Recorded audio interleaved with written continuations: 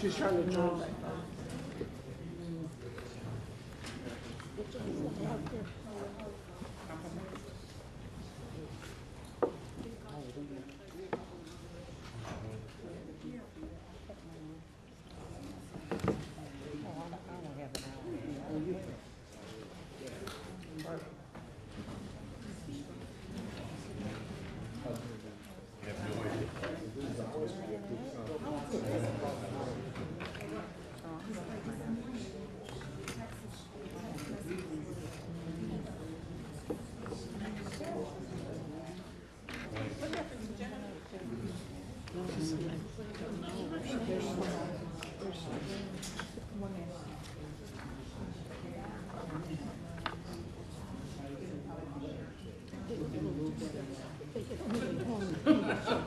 I know. You all look like you wanted to kill me when I came in my place.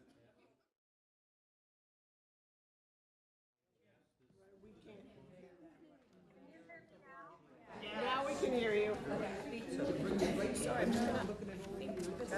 Not sure about the Italian restaurant. Scott. But you know what else? Cutting the pizza. He's supposed to pick it up. We can hear you now, Linda. How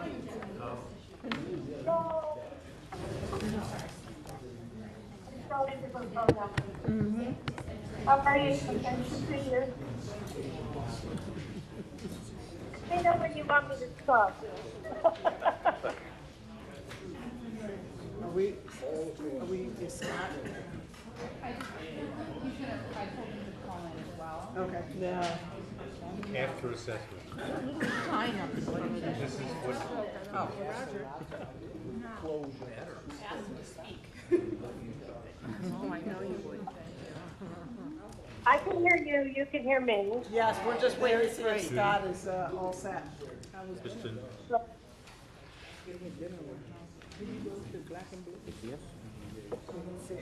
They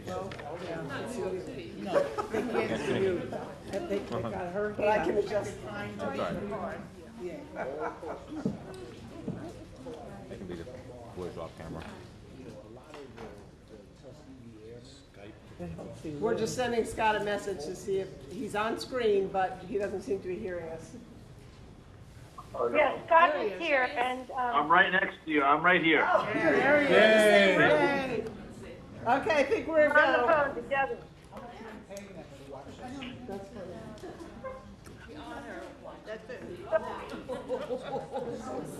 This is the where we're at. I think Louise has all ready. All right, well, take it away.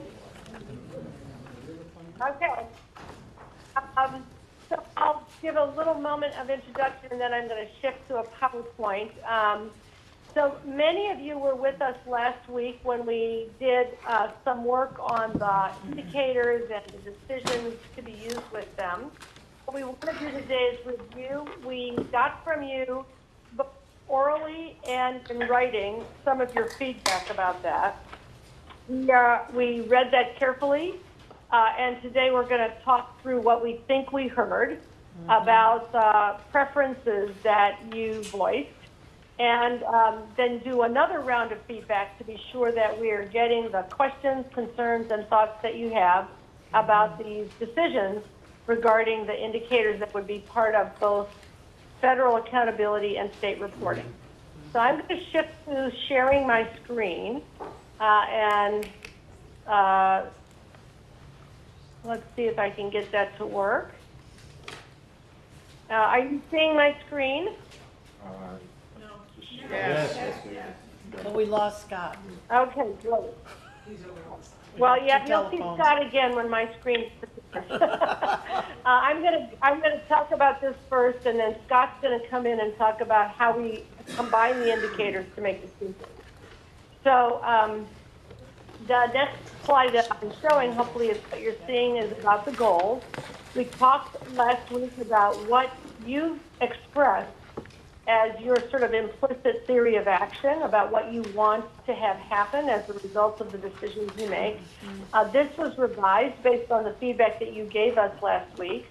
You had previously talked about how the state's expectations for districts and schools should be both expressed in the indicators, and the plan for ESSA and beyond should also talk about what the commitments of the state are for how it will support schools. That will happen when we get into the school improvement discussion. We want to foster equity and quality, and you reminded me of some specific definitions that are very important in New York: college, career, and civic readiness that prepares students for the new global economy, diversity, linguistic, and cultural responsiveness, closing opportunity achievement gaps. Obviously, we want these indicators to provide useful information that helps parents, districts, schools, policymakers making decisions about investments, about programs, about where work is needed for improvement. We want to build capacity that allows educators, schools, and districts to be more effective, encourage continuous improvement, focused on practices and outcomes that really matter for student success, and promote system-wide learning and innovation. So that's kind of a summary of where we were, updated by the feedback that you gave us last week. The questions that evolved from that about what to measure. We talked about the fact that you can use tiers of indicators. Tier 1 is what would be used for federal accountability, and by that we mean the indicators that would be used to identify schools for comprehensive improvement assistance and for targeted improvement assistance.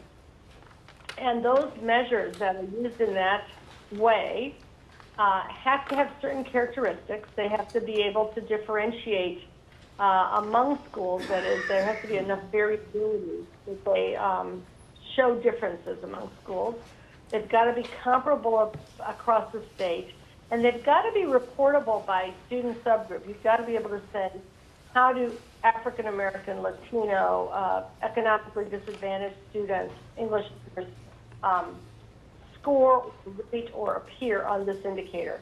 A lot of indicators that we would like to know about, we would like districts and the state to pay attention to, don't fit that requirement, but they can still be used in the system in Tier 2.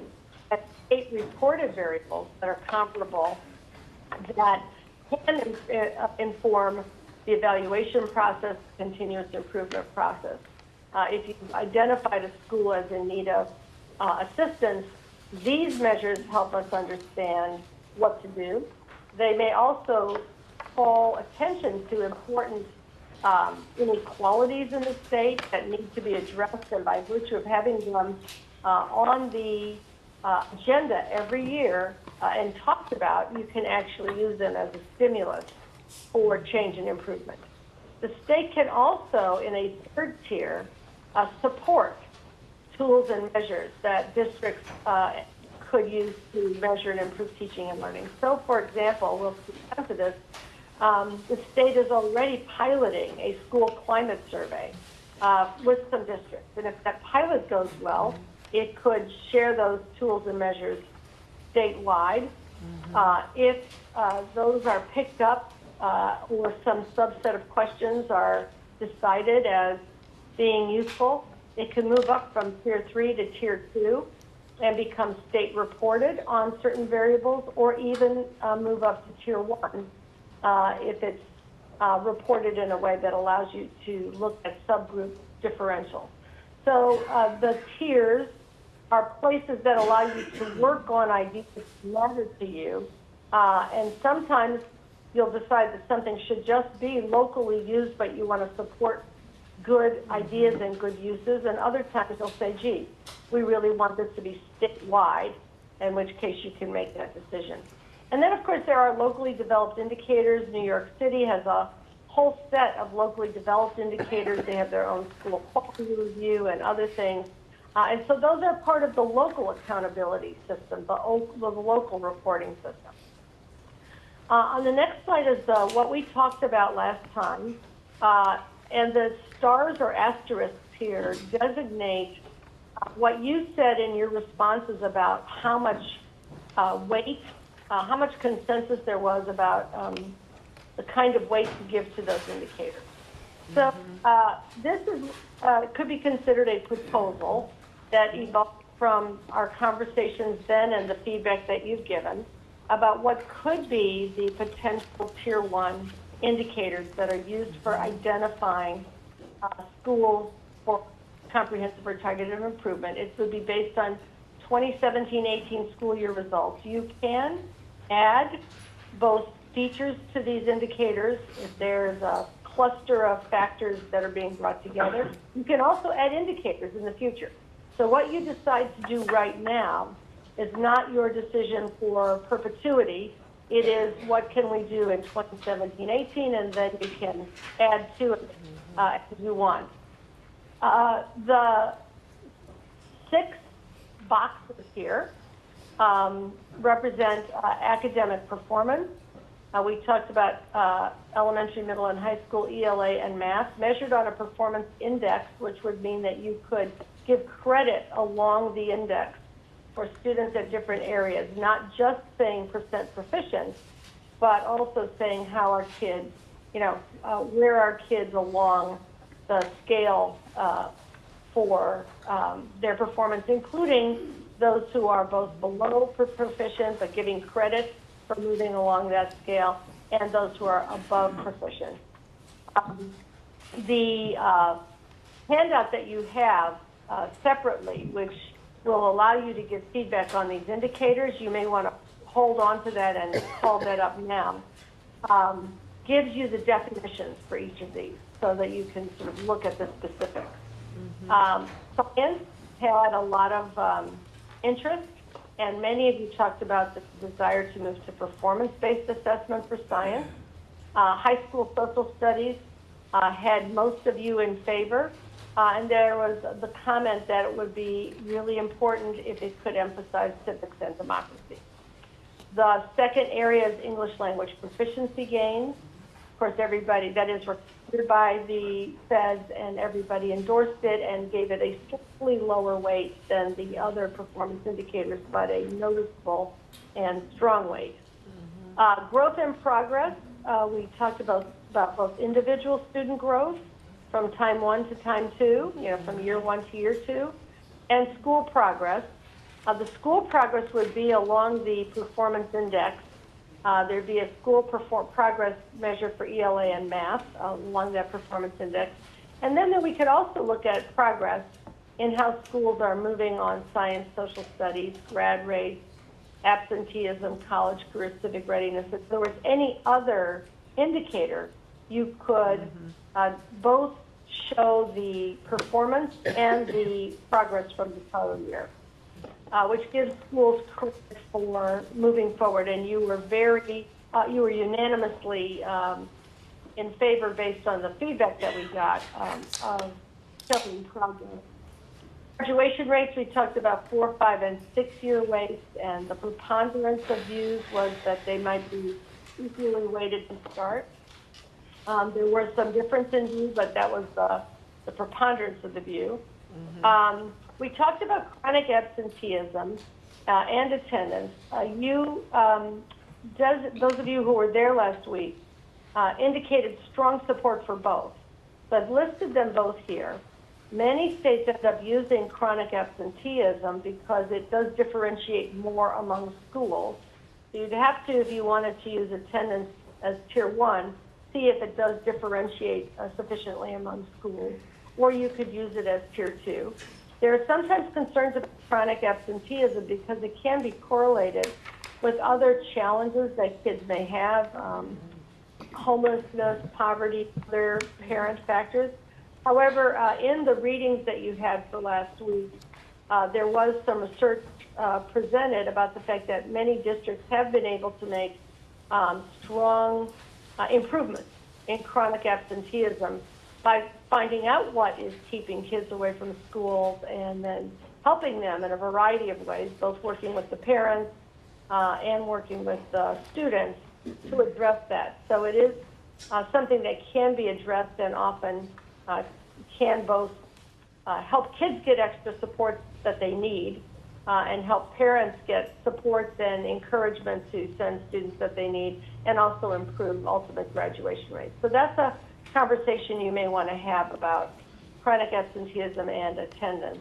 And finally, we had started off with a view about a high school success index, but the preponderance of the feedback was let's combine the high school success index with other indicators of college career and civic readiness.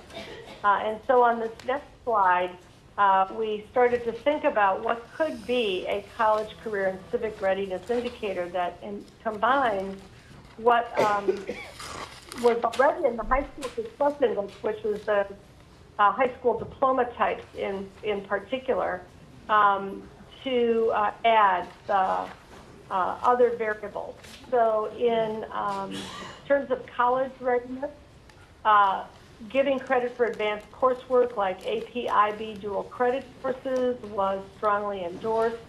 Dual credit is a great way to be sure that we're also getting at some career readiness skills, because quite often those courses are tied to that. They can go either way, and they're a good equity feature because many kids can get credit, can get access to dual credit courses. The ones in red here are the ones that you already have data for and could use in 2017-18. The ones in blue would need to be added if you chose to add them. You could decide for college readiness to add post-secondary enrollment and persistence. Some states are looking at that. There are databases that provide that. You have to make sure that the data are sufficiently reliable, and that's something to look into. You could include college prep course for completion if the data allow. There's a data, the districts have data on this, but there are definitional questions, so you would have to decide whether you want to do that. CTE readiness, the CTE pathway completion is data you already have available. You already have available data on industry recognized credentials. These were both by the public in the public surveys and think tank conversations, but also in the conversation with those of you who could attend last week. Finally, there was a strong conversation about civic engagement. And I did a little research, and I found out that there's at least one state that's looking to create a state seal of civic engagement. So I, in response to your interest, added that as a possibility for this indicator. It would have to be a Board of Regents decision to add it and think about what it would comprise. It could be if students have completed a community service project of a particular kind or a civic engagement project, or there could be other definitions for it. That's all based on what you already have, which is you already have also the state seal of high literacy, which addresses everything, college, career, and civic. You already have high school diploma types that can be counted. And then successful completion of courses and graduation. Most of you were very strongly, in fact, you were all very strongly in favor of that, and that is something that could be added at this point. And with respect to diploma types, we talked about everything from high school equivalency through local regions, advanced regions designation, and even students with disabilities who stay through the age of 21 and complete the expectations and goals for themselves. So we can come back to that. Just quickly, we're gonna come back to all of this. Potential Tier 2 indicators can include opportunity to learn indicators. There's very strong support for this, both among the regents and the public, to be able to evaluate whether kids are getting art, music, PE, social studies, early learning. At the moment, there's not a readily available system to do that in a way that would allow you to disaggregate by subgroup. So it's not easy to move into Tier 1 at this moment, but it is something you could report in Tier 2 and make it regularly reported, and it's conversation, part of the policy conversation. Resource access, things like dollars will have to be reported, differential funding for schools, qualified and experienced teachers, staffing ratios for things ranging from teachers to counselors to librarians could be included. Teacher turnover and attendance was something that had come up in the materials that were circulated to the public, that were in the think tank conversation. So all of these are things that are more conversation, but are possibilities for you to put in tier 2. You don't have to decide all of this before the plan goes in, but you want to think about what you're aiming for. You could think about school safety, both incidence rates, and if you eventually have a survey, you could find out how kids feel about their safety. Teacher learning opportunities, high school readiness indicators, or secondary on-track indicators could be constructed. There's some interest in that. Suspension rates can again be reported. Chronic absenteeism and/or attendance, whatever's not in the tier 1, could go here. So these really deserve more conversation, but these are the kinds of things that you have already signaled that you may want to report regularly.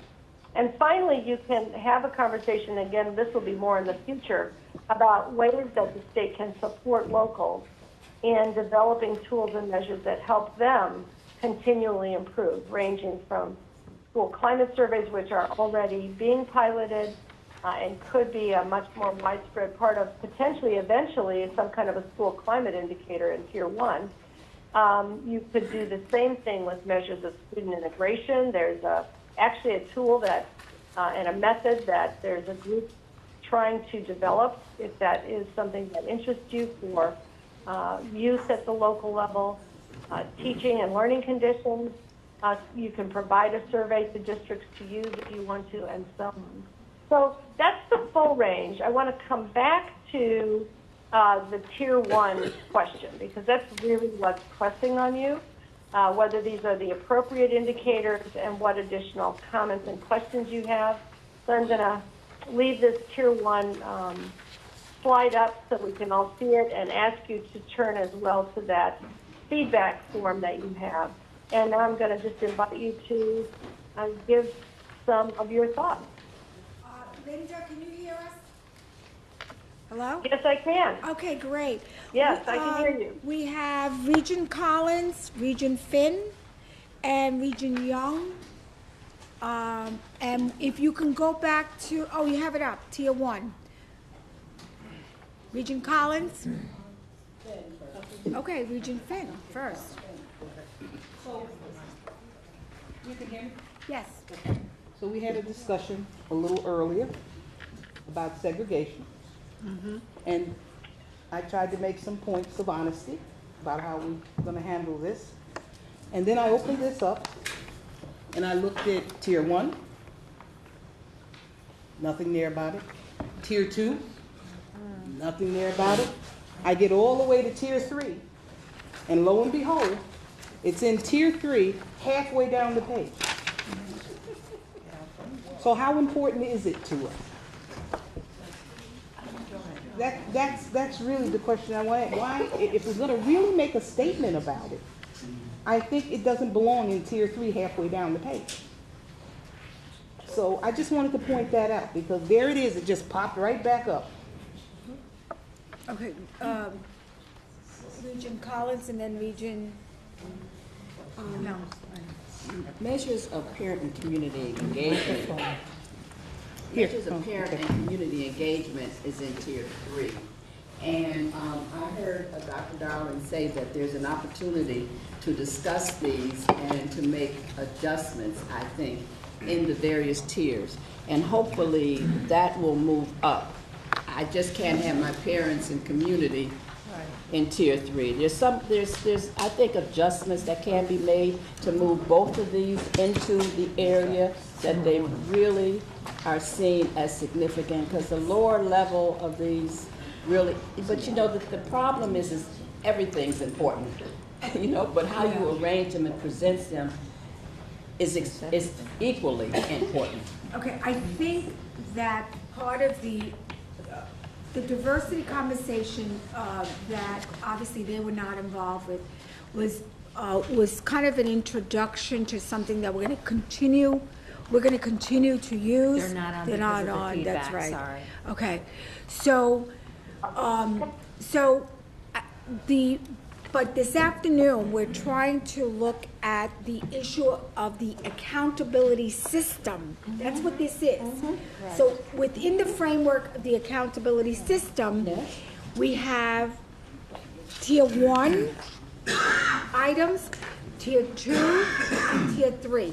The reason for breaking those, for example, some of these issues are issues that we obviously are going to be working all the way through, but it's the idea inside of our accountability system. What are the things that we're going to actually measure and look at our system within the state and say, you know what, this is what we're going to use for looking at school quality, looking at issues of for argument's sake, identification, because we still have to, in the accountability system, we're still going to have to deal with that 5%, whether, I mean, that's a federal requirement.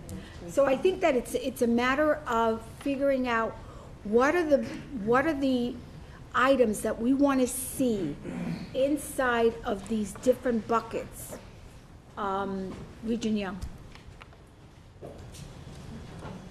Yeah, I would just like to also add to that the tiers do not designate importance. They designate whether a measure already exists and is ready to be used, and could be used with subgroup disaggregation. So the things that are labeled as tier 3 are things that are, I think, some of the most important considerations for schools. School compliance, parent and community engagement, segregation, and so on. They don't have existing statewide measures, but if you care about them, as I hear you do, and I'm glad you do, and you can identify those things that you want to be sure have measures developed on them so that they can be routinely reported in the state, and perhaps in some cases, if we can figure out how to do it, actually become part of the accountability and school identification system. So it's really more about the moment in time. At this moment in time, there aren't statewide measures for those. But you could say at this moment in time, we care about them enough that we want to put them into a process by which they could eventually be. She's exactly measures. right. Well, let me add something else to this, if I may. So some of these things, and again, we're sorry we missed the conversation. I'm sure it was critical, but something like school segregation or integration is often under the control of the district and not the school, right? And so this is a school accountability system. Schools should be held accountable for things they could control. I'm all for a district accountability system that looks at things like distribution of resources, distribution of students and teachers and things like that. But we have to be clear that what's the school accountability system and what might be a district accountability system. Okay, Regent Young. I just want to go back to the. It's not. No, it's not working. So I'd like to go back to the tier 1 accountability, and this is a clarification question. During the retreat, we talked about a performance index and a dashboard. And so and maybe it's implied here, but a lot of the discussion was that an index without a dashboard doesn't really help the staff point them in a direction. And so, so is the dashboard part of this, or did we leave that? So these things that you see under tier 1, yes. I'm going to share my screen again if I can figure out how to do it.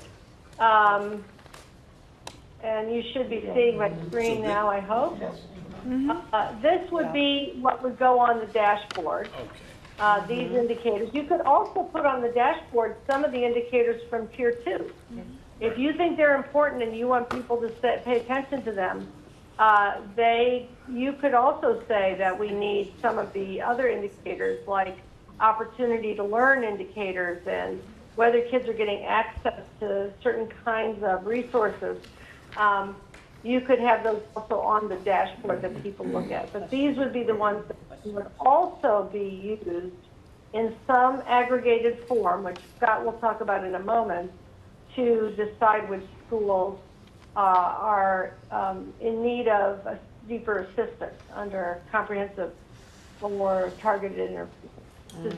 Does that answer your question? Yeah, I think, Linda, the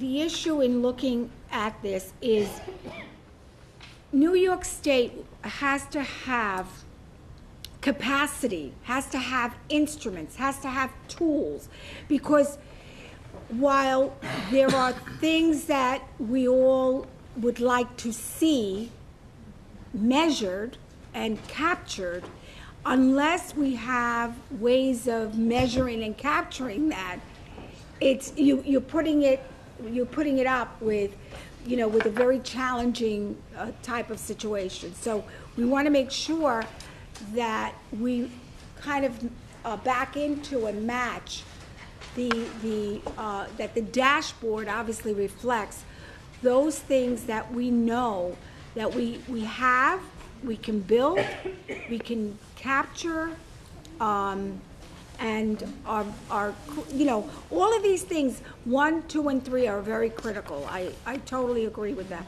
I think we have Johnson next, and then Cashin. I really And have then- a question. My understanding of the concept of the dashboard is that it's a reflection of the values, what we value, and our mission statement. So I think we need to be clear first on the mission statement and the goals that have been read to us, and then to do an alignment to see whether or not what we propose for the dashboard is aligned to what we value. And then I have a question I've been asking myself. If we ask ourselves what we value and we agree upon that, we then have to ask ourselves, how do you collect the information? Now I put myself back in the superintendent's seat. Right. This is a full-time person just collecting all this data. Not every district can do that. The state has to play a larger role. Technology has to play a role. I don't have an answer, but I think we need to keep that on the table. These are all values that we respect and believe in, but we don't want to turn it into a report form that people respond to in a grudging way, because they feel they just have to fill it out and send it in. We've got to somehow get people to internalize the belief system, the mission, the goals, what we value, and they have to internalize there's a way to look at this on an ongoing basis. How do we collect this data? But I don't think the dashboard it can be done absent final agreement on mission and goals. And I do agree with, I've heard others say this, that we need to figure out how to bring the morality of integration into a tier 1. I don't know how to collect that. And I think looking at that as an idea is a great help, would be a great help to us. I agree totally with Regent Finn. This is a very uncomfortable conversation for people to have, but we can't avoid it. So we need to figure out how to make this happen. And we also need to ask ourselves, going back to the dashboard, for all of this, what did we learn from the last 10 years of NCLB that would influence and impact how we make these decisions? I've not heard that conversation yet. We learned a lot. We learned a lot about the assessments. We learned a lot about parent reactions. We learned a lot about teachers.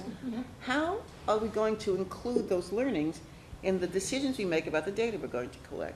That's not really rhetorical. One of the things I'm hoping we can do is really have a conversation. Maybe this isn't the setting for it, but there are a lot of questions that remain unanswered that I think need to be addressed before we can finalize this. Yeah. I'm Those sorry. are really, really good points. In May, we'll be able to talk at greater length about Tier 2 and 3 all of those other things that at this point cannot be reported with student subgroups. It is really important as you think about tier one, that is what would be collected in 17, 18 to use those decisions to be sure that they don't create unmanageable data burden. Right. Some of these things, most of them are already collected by the state. But if we want to get into the conversation of whether there would be new collection required for any of them, I think Ira or someone who is probably there from the department could weigh in on that. I would say let's talk only about tier one in that regard this month, and then take up tier 2 and 3 next month, because that's a deeper set of conversations where the data questions are more challenging. The tier 1 elements that are here are not as challenging, although there may be some wrinkles about this stuff when they tell us. We have to ask ourselves, what have we learned from the last 10 years before we can answer these questions? We have to ask ourselves. You've got angry groups out there. You've got people who are unhappy with what we've done. We have test results. I'm trying to tell you what we've learned. We need these SCD people. I have to stop that. SCD needs to tell us, what did we learn that would influence how we make these decisions, so that we don't repeat the failures and we find ourselves moving along directions that we have discovered work and we discover new directions. But let's not repeat what has not worked. I think Regent Young, I cut him off, he did not finish, and then we're going to go to after Regent Young, it's actually, I left out Regent Cashin, Hackinson, and Tillis. And let's, and I know, one thing I'm going to try to keep us focused, because I know that these are discussions that we need to have, and we need to have them in the context of the bigger picture, obviously. But I think that we also have to be realistic and say what tools and instruments do we have to capture what we're trying to put in our accountability system. Otherwise, we're gonna set up a situation where districts are gonna be attempting to capture information that we can't even capture or process. So I think we're gonna build this out, obviously,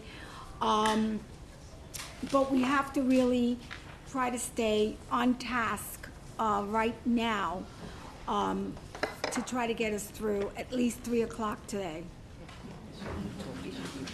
Regent Young? 3 o'clock to a.m. Regent Young? Maybe I'll pass. No, we're good. Quickly. No? Okay. Regent Cashin?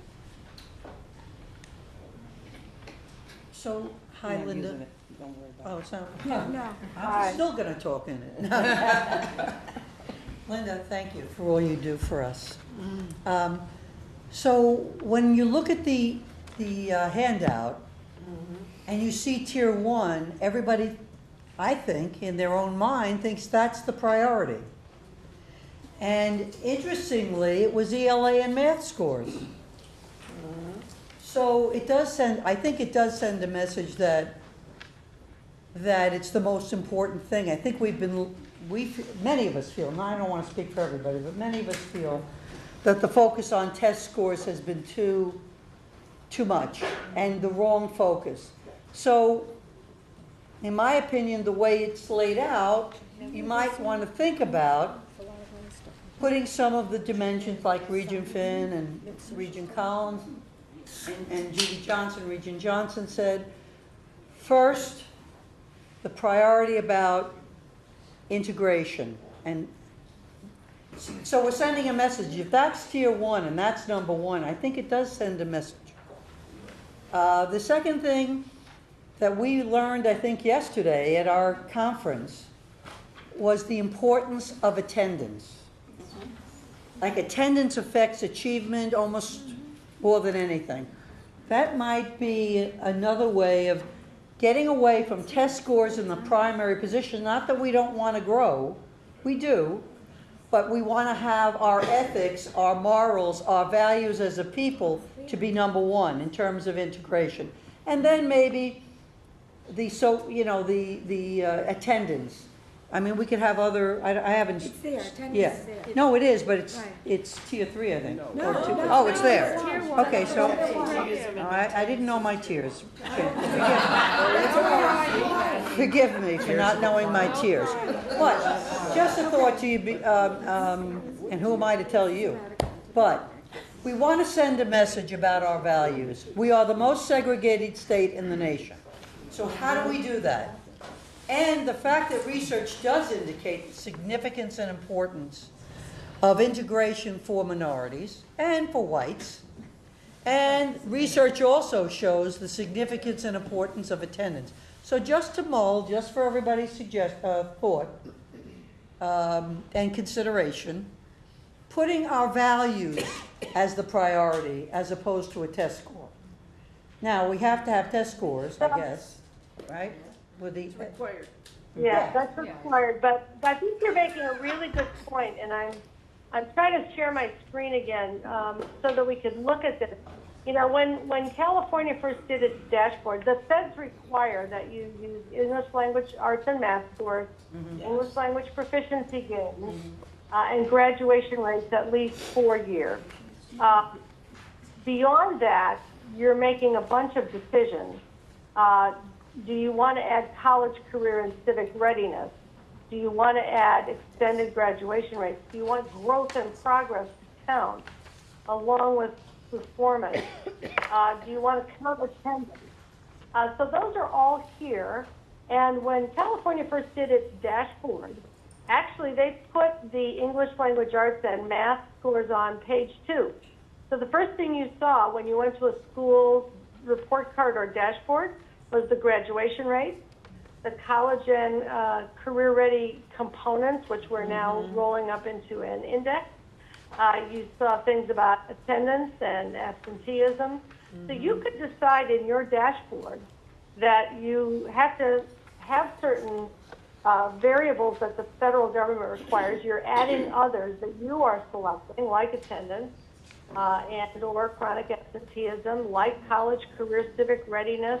Those are sending messages about what you value, and you can put them in any order you want on the dashboard, although you are required by the federal government to include English language and math, English and math test scores. They don't have to be number one on the dashboard. If you were to adopt this, and you could, tweak this some more, you would be sending several messages that you care about kids getting through school, whether it takes them 4 years, 5 years, or 6 years, and you care about districts working to keep kids and get them through. You'd be saying that college and career readiness and civic readiness, potentially, if you adopt a civic component, matter to you, that that's an important goal of school. You'd be sending the message that attendance, coming to school, and schools figuring out how to help kids attend matters to you. You'd be sending the message that growth and progress matter, not just absolute performance, that science and social studies matter, as well as English language arts and math. So there are, as you say, Regent Cash, and I think you're absolutely right, there are a lot of messages that will be contained, both in what you choose to use here, and also in the what I call tier 2 and tier 3, which is not a measure of importance. It's really a measure of how you display it and use it, and what's ready yet to be. We have measures already in hand for everything, but you will be setting those measures also by how you can your dashboard and what you put up front and center. So I think that's a really, really good point. Thank you. On the measure of integration, I could not agree more that should be one of the most prominent things that we worry about. What I would reiterate is that if that's an area that New York wants to be really a pioneer in terms of developing indicators. You would be the first in the country to figure out how to do that. Thanks. Well, That would be a very strong, high priority. It's not something you could use next year because it doesn't exist right now. I think it's an area where you could really take leadership. I think, Linda, I think what, going back and then Hackinson and Tillis, and then we've got to get to the next piece. I think that we have a task in front of us, and we've got to stay in this lane for this purpose, to get the plan done. And from that point, there are a lot of other big ticket items that we have to grapple with, and we're going to do that. But and I think that part of this was the diversity conversation kind of opened up the floodgates and got us. You know, I think we're on our way to California, but we want to pull everybody back to New York. So let's try to stay in this lane of accountability and an accountability plan with specific items that we want to see, that we could capture, that we have the capacity and capability to wrap our arms around, so that we can begin to move forward in terms of our plan. Okay, so Did you say that again? Lost her. did we lose We you? lost her for a minute. Okay, Regent No, Hackinson? you guys there? Yes, Yes, Regent yes, Hackinson? we're there. She missed Can you that hear one. me? Yes. Okay. Okay. I just missed your last sentence, Chancellor. Basically, it's just Didn't hear trying, your last sentence. I think that because we had a very powerful, engaging conversation around the issue of diversity plan, we headed to California, you know, because California is setting some stages for us. But now we want to pull everybody back to the task before us, which is really looking at what are the accountability, in the accountability plan, what are the components, what are the things that we want, and what are the things that we're able to capture, and we have the capacity and capability to do that. I do think that there is a process question. You know, Regent Johnson asked the question, what have we learned? That's a huge conversation around, and in order to take stock of what have we learned, that's enormous, because that's, you know, that's an enormous challenge. But that's hopefully that's going to be embedded and informs a lot of the decision making in terms of the accountability plan. Right. So I'm going to share my screen for a second again and just pull up this feedback and question form and ask you if you can find it and pull it out, which lists the things that we just talked about. That could be, it's not showing up. Let me see if I can, my screen to share again. And now do you see it? So it would be useful, I think, with department staff to really know whether there are questions or concerns about any of the proposed Tier 1 indicators.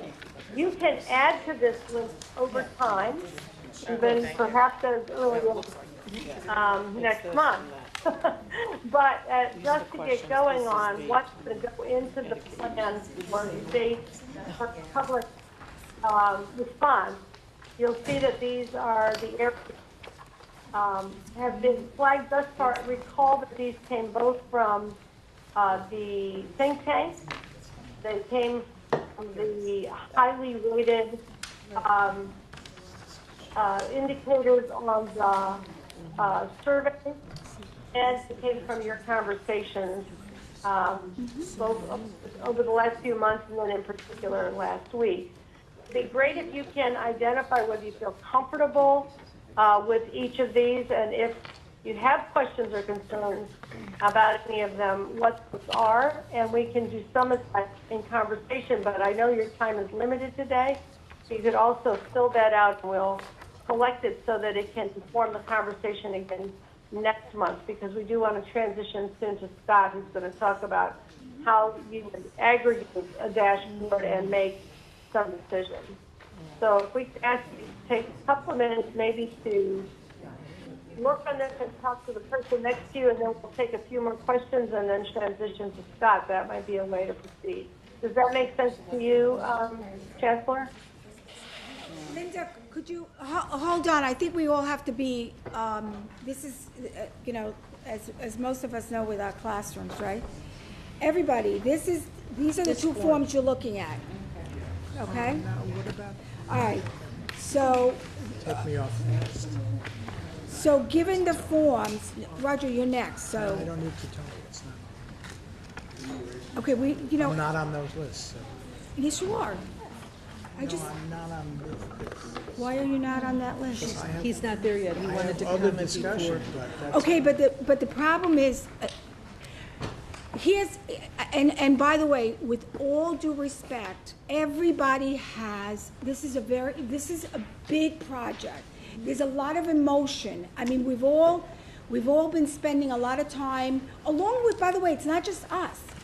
Think tanks have been meeting month after month, small groups, community groups. I mean, there's a lot of work out there that has come forth to really inform a lot of the decisions. I wish that in the ideal world we had a year to do this. We don't. We have a very short period of time. So while, you know, I think that we want to discuss the universe in many situations, we've got to really bring it back to what's before us and the task that has to get done. And I know there are people that have to leave by 3 o'clock. There were people who couldn't make it last week. There are all kinds of discussions we can have, but we really have to get to some decision making in order for our plan to meet the deadline. Other than that, we can continue our wonderful conversations, but we really have a task before us. So, okay, so go ahead, Linda. Shall we take any other burning questions on this before we transition to Scott? I think we had 2 burning questions, Hackinson and Tillis. Hackinson is off, not burning any longer. Not burning. Regent Tillis? Minor questions are more about, you know, on a combination of what Linda is saying, but also, are we going to go back to assessment at some point? Because we never That's really next. finished that That's discussion. Next. That's next. That's Scott's Okay. going to be All right. talking about. I think that Judith Johnson made a great point, and we can't ignore it when we talk about what we're going to put down on a piece of paper. We're talking about what context we're putting this in. Well, we don't have to go back 10 years, but what context today are we talking about? What's the public looking at us to do? And we have to keep that in mind as we go along. We can't operate in a vacuum. And I think that that's enough for that. The other part is, I don't know if you're ready to discuss the college and career ready page that you had in here with civic engagement. Okay, I didn't know where we are on that because you went through it and I like it very much. But it's missing some things that again, I'm like the fact that we're missing some things. There's no clear measurement of 5 Regents tests being important, but I don't know if we're discussing that now. So, you know, I'm at a loss because I don't really know where the discussion is. Right. I think there's going to be more time in May to go deeper on some of the details of the indicators. So what we could say, and I'm looking for the Chancellor and the Commissioner on this, and you can nod or shake your head, is that if you feel comfortable with the idea of a college career and civic readiness index, as something that would be done, and we identified what could go in it right away on that little picture of the clover, and what would have to be developed and approved and thought through with the region. We can come back to that in May and talk more about all the subcomponents of it. Does that make sense? You want to say yes or no to me about that? Chancellor and Commissioner? What it now is that you have the intention to have a college career and civic readiness indicator, and that there are a set of things that you know you could put into it, and other things you would have to consider about what would potentially be preferences of yours. So if I can just add one point. We would come back to the details on it, about how you construct each of those things in May. I'm just trying to be mindful of all the other things that need to get done today. So when And I'm really eager to talk about it then. I think it would help to actually see some of the big picture stuff, and some of these details. We're going to have to work with Ira and his crew to figure out what data are available and what form and what level, to really answer these questions with enough detail to be satisfactory to you. I think this question of how would you measure civic readiness, which I know you're very interested in, is one that we could have a really good conversation about. Can we have one conversation, ladies, gentlemen? It's really. We have to have some order. Thank you. It's getting late in the day. We have a lot to accomplish. We really have to stay. We have to be respectful. You know, it's tough. It's been a long 2 days, and I know to a great extent we're frustrated because we're trying to capture a lot. But when we're talking to each other, we cannot possibly be listening and talking at the same time. I know that's challenging, but I think this is a very challenging process, and it is really stretching many of us on many levels. I think that people certainly were there on the 27th and did some pre-work on this. There were other people that have been attending the forums at the local. There've been a lot of conversations throughout. A lot of that, I think Linda and Scott have tried to capture and summarize this. Now, while we still may not be where we need to be in terms of zooming in, if we can at least get through today, listening to both the presenters, and then if we need one more day where we all come together and we spend 24 hours together, I am for it, so we can get to where we need to get to in order to have a plan that obviously represents all of our concerns. Okay? Can I ask just one additional Sure, go ahead. question? Just one additional clarifying question. Did I recall that there was a statement that we didn't have to do everything in 2017? That this is a graduated plan, and yes. So the idea is we need to know for our application what we will do next school year, but the plan builds over time. Is that? Yeah. Okay. That's exactly right. And so the real question before you is, in a sense, for the moment, time limited. That is, are these indicators reasonable from your perspective to use in 2017 to get started?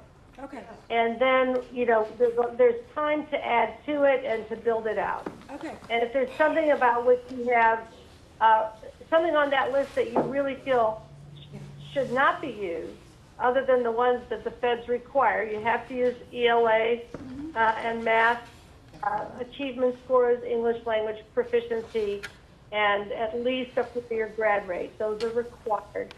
But so you can't knock them out. But anything else there that you feel uncomfortable with, you could say, we're not sure we're ready for that yet. But if you feel comfortable with them, indicate that. If you have burning questions, we can take them up in May, or concerns, so that you'll be able to identify where you start, as Regent Young put it, and then you can build other components over time.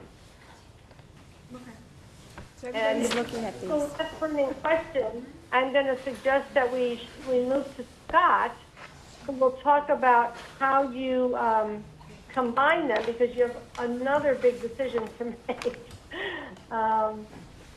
So is it okay for us to move to Scott for that conversation? Yes.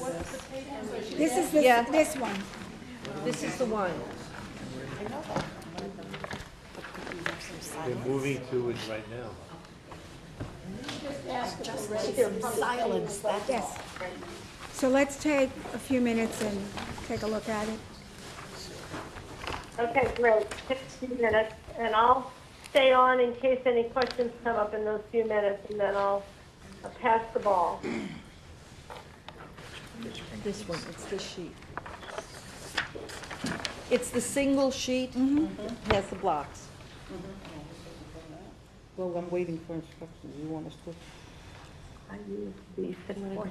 So, go through and check? so, Yes. so I think You gotta go through each one.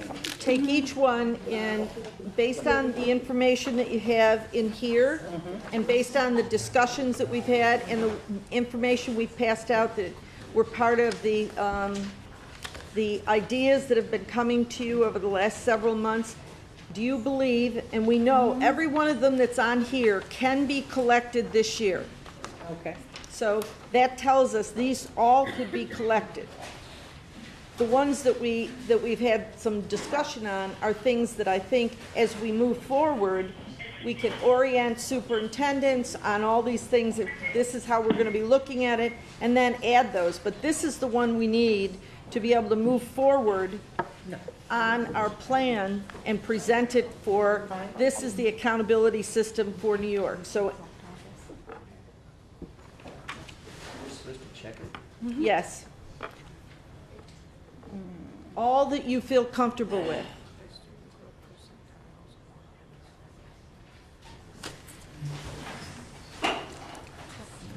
My proxy, I feel comfortable. Hey, we just want to do a quick sound check. You hear me okay? Yes. I like all of them. So I just want to point out some of these that have not been used before. We've never had social studies for high school. Many of our teachers have been very focused on making sure that there is a civic engagement concept, et cetera. Science has been less important, and we think that that also will help to balance a curriculum. Correct. The concept of student growth has been there, but school progress has not, and we think that that is something that will be a good indicator of whether we're moving. English learner proficiency has been. Graduation rate, remember, we only did it on the graduation rate from June. So, and that was only a 4-year. So we have heard repeatedly from people across the state, include that 4- and 5-year rate, because that is really an indicator of schools working hard with our district schools to keep kids there. The attendance and or chronic absenteeism has never been one of ours. It has come up across the state as one of those that as we did surveys and all of our discussions with the DSs, et cetera, that was one that across the board pretty much people said this should be one of the factors. And the last one came up in a number of discussions on college, but career, of focus on opportunities, how many schools are providing career and technical programs, and the civic readiness index. These are things that that are part of this design, that the ones are in red, we could already get data on. So I think that's an important point for you to know. On this design, anything that's in red, we have the data. If it's in blue, we heard from you that you wanted us to do that, civic engagement. We had much conversation over the last 2 meetings about that. We know we can ultimately get there, we'll change regs, et cetera, but we've got to orient the rest of the state on it. Right. And then say, these are things we want to put in the later renditions of our plan. Correct. So today what you have is this sheet where we will then push out our initial plan for accountability in 17-18, which is what's required in the federal ESSA plan. We can have tier 2 and tier 3, and as a superintendent, and I think a number of you can identify with this, any time that we were told you had an indicator and you found out about that indicator in September of the year that it was going to be judged, you didn't like it. You said, all of a sudden now I'm going to be, they're going to look at whether I'm doing this well or not.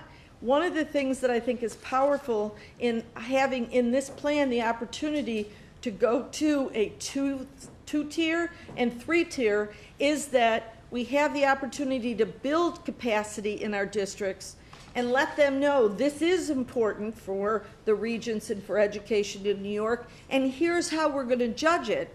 And then we can get those districts to where they need to be. And I think that is an important value statement, and it's in the context of reasonableness with districts as they are trying to build their capacity in certain areas. So I don't want to downplay any of the tier 2 and tier 3, and I do think it's important that we have a strong statement about our values, but I also think that as we move forward of instituting indicators related to some of them, that we get help from districts and we let them know this is coming. Start to think about what you can do over the next 2 years or 3 years, however we want to stagger it, to get it done. So this is the homework assignment for today. No, you're going to hand that in, and now at the end, Scott is going to talk to us about the assessment and how that will look on that that kind of accountability page. Okay.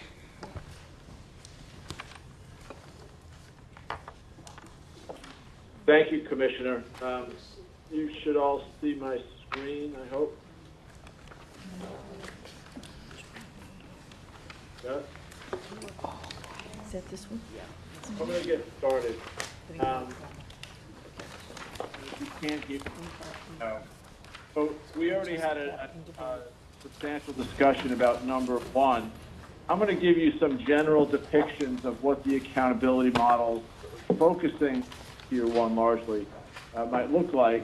In the appendix of this PowerPoint, we have lots of examples of states that have included what we would consider tier 2, tier 3, even tier 5 kinds of indicators. And again, we really should be calling these, blue, green, and yellow, because they're not value statements by putting them tier 1 and tier 2. It's what data we collect, what data we're required to collect and report right now. And so then we're going to talk about some of these overall models, and then we're going to also focus on some critical information that the state office needs to help write this plan that has to get presented to the governor and then go out for public comment, or go out for public comment and then eventually go to the governor 30 days before it has to go in. So there's a lot of steps. So we're going to make sure we hit on this identifying schools for comprehensive improvement and support and improvement. So we went over this the last time. I'm not going to read what the law says, but it does talk about this requirement for, they say, annual differentiation or annual meaningful differentiation.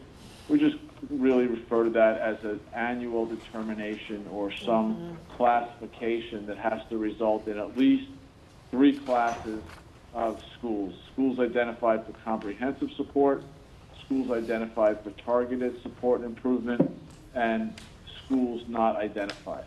And we've talked about, do we want to do more than that or less? But let me show you how these things, so Linda laid out these indicators for Tier 1 and Tier 2 very persuasively and eloquently. And I want to talk about, so we really have two related but separate systems. We have a high school system. Quite simply, you don't have graduation at the elementary and middle school. And we might have a different measure of school quality and student success at the middle schools than we have an elementary school up to high schools. And we even talked last time on the 27th of March about potentially having a readiness, I think it was Regent Young who brought it up, a readiness for high school indicator for the middle school, something like ready for algebra or something like that. And so in that case, we could have three, but I'm going to keep it simple here. So if you think about this from a 20,000-foot view, you have this overall determination, and again, I told you what the minimum requirements were on that. And then basically we have an achievement index, which is based on the levels at which the kids score in a particular year.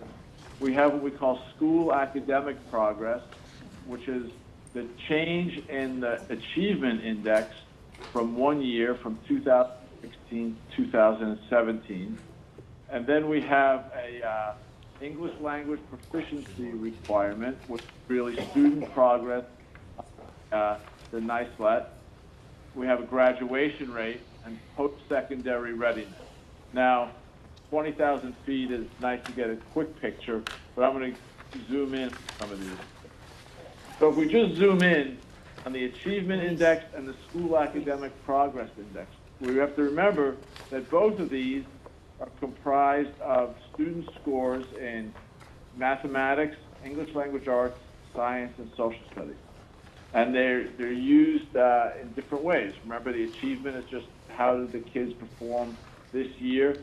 The progress is how did the kids in the school last year compare to the kids in school this year, vice versa. It's not longitudinal growth. We'll get into that in a second. We have the graduation rate. We're zooming in on that. We've discussed, and I think there's a pretty strong agreement, that we'll have the 4-year adjusted rate, the 5-year adjusted rate, and the 6-year adjusted rate. The graduation rate, the rate that we use for capability, be an update these 3 different rates that we use to credit schools. Post-secondary readiness requires a few more boxes here. And we have college readiness, career readiness that we've identified, and civic engagement and literacy. And so these are potential indicators within that. We have the AP, IE, dual enrollment, success, and participation, a potential set of indicators. We have Regents diplomas with advanced designation. For career readiness, we have CTE pathways and completion of CTE pathways, industry certifications, and Linda talked about deal about literacy. For civic engagement, as Linda noted, we have some work to do here about figuring out. It's one thing to have an indicator. It's another thing to have the metrics to be able to say something about that indicator. So do we have information about things like service learning, community participation, community service? Do we have other types of indicators that we can capture in a reliable and comparable way? So I'm going to just remind you again, this is the overall, again, the high school system. It's got these 5 major indicators, 5 buckets of indicators. I just went through all of them in a little more detail. Now if we go to the elementary and middle school system, it looks similar, but we have some additions and some subtractions. So obviously there's no graduation rate and no secondary readiness rate for elementary and middle school. But we do have student growth. I'll talk a little bit more about that. And we have chronic absenteeism. Again, that's what we thought we heard. There's some interest in attendance. Doesn't mean we couldn't report attendance as well. And then we have English language proficiency. Zooming in, again, we have the same indicators for achievement and school academic progress, the four content areas, but for growth, because growth requires 2 years of scores in a row for the same student, we only have that in grades, in ELA and math in grades 4 through 8. Why 4, not 3? Because we need a prior test score with the same kind of test in the same content area. And so, so that's what we have for student growth. There, Linda's got to go give her talk, so she'll say goodbye to you now. Bye. And I'll, so from 3/27, from March 27th, it seemed to us that the group favored a reporting system that included both this overall determination of quality and reporting each indicator in a dashboard. I was going to torture you with about 20 slides showing various state dashboards, but I decided to move that with some encouragement from my colleagues in SED to move that to the appendix so you can look at that at your leisure. But there's, I pulled 3 states, and you can see different ways of reporting these things. And if we have time, we can go through that if we'd like. But for now, I'm going to talk about how do we produce these overall determinations. And in our world, there's 3 general approaches for doing so. We talk about a weighted index or composite. That's basically a weighted average. It's really what it is. We have profiles of decision rules, and then I grade out here decision tables or decision matrices. I have to be like decision tables and decision matrices, but once you start getting into 4, 5, 6, 7 indicators, it gets a little unwieldy. It starts to look a little bit like a Rubik's Cube. So we really decided to just focusing on weighted index or profile.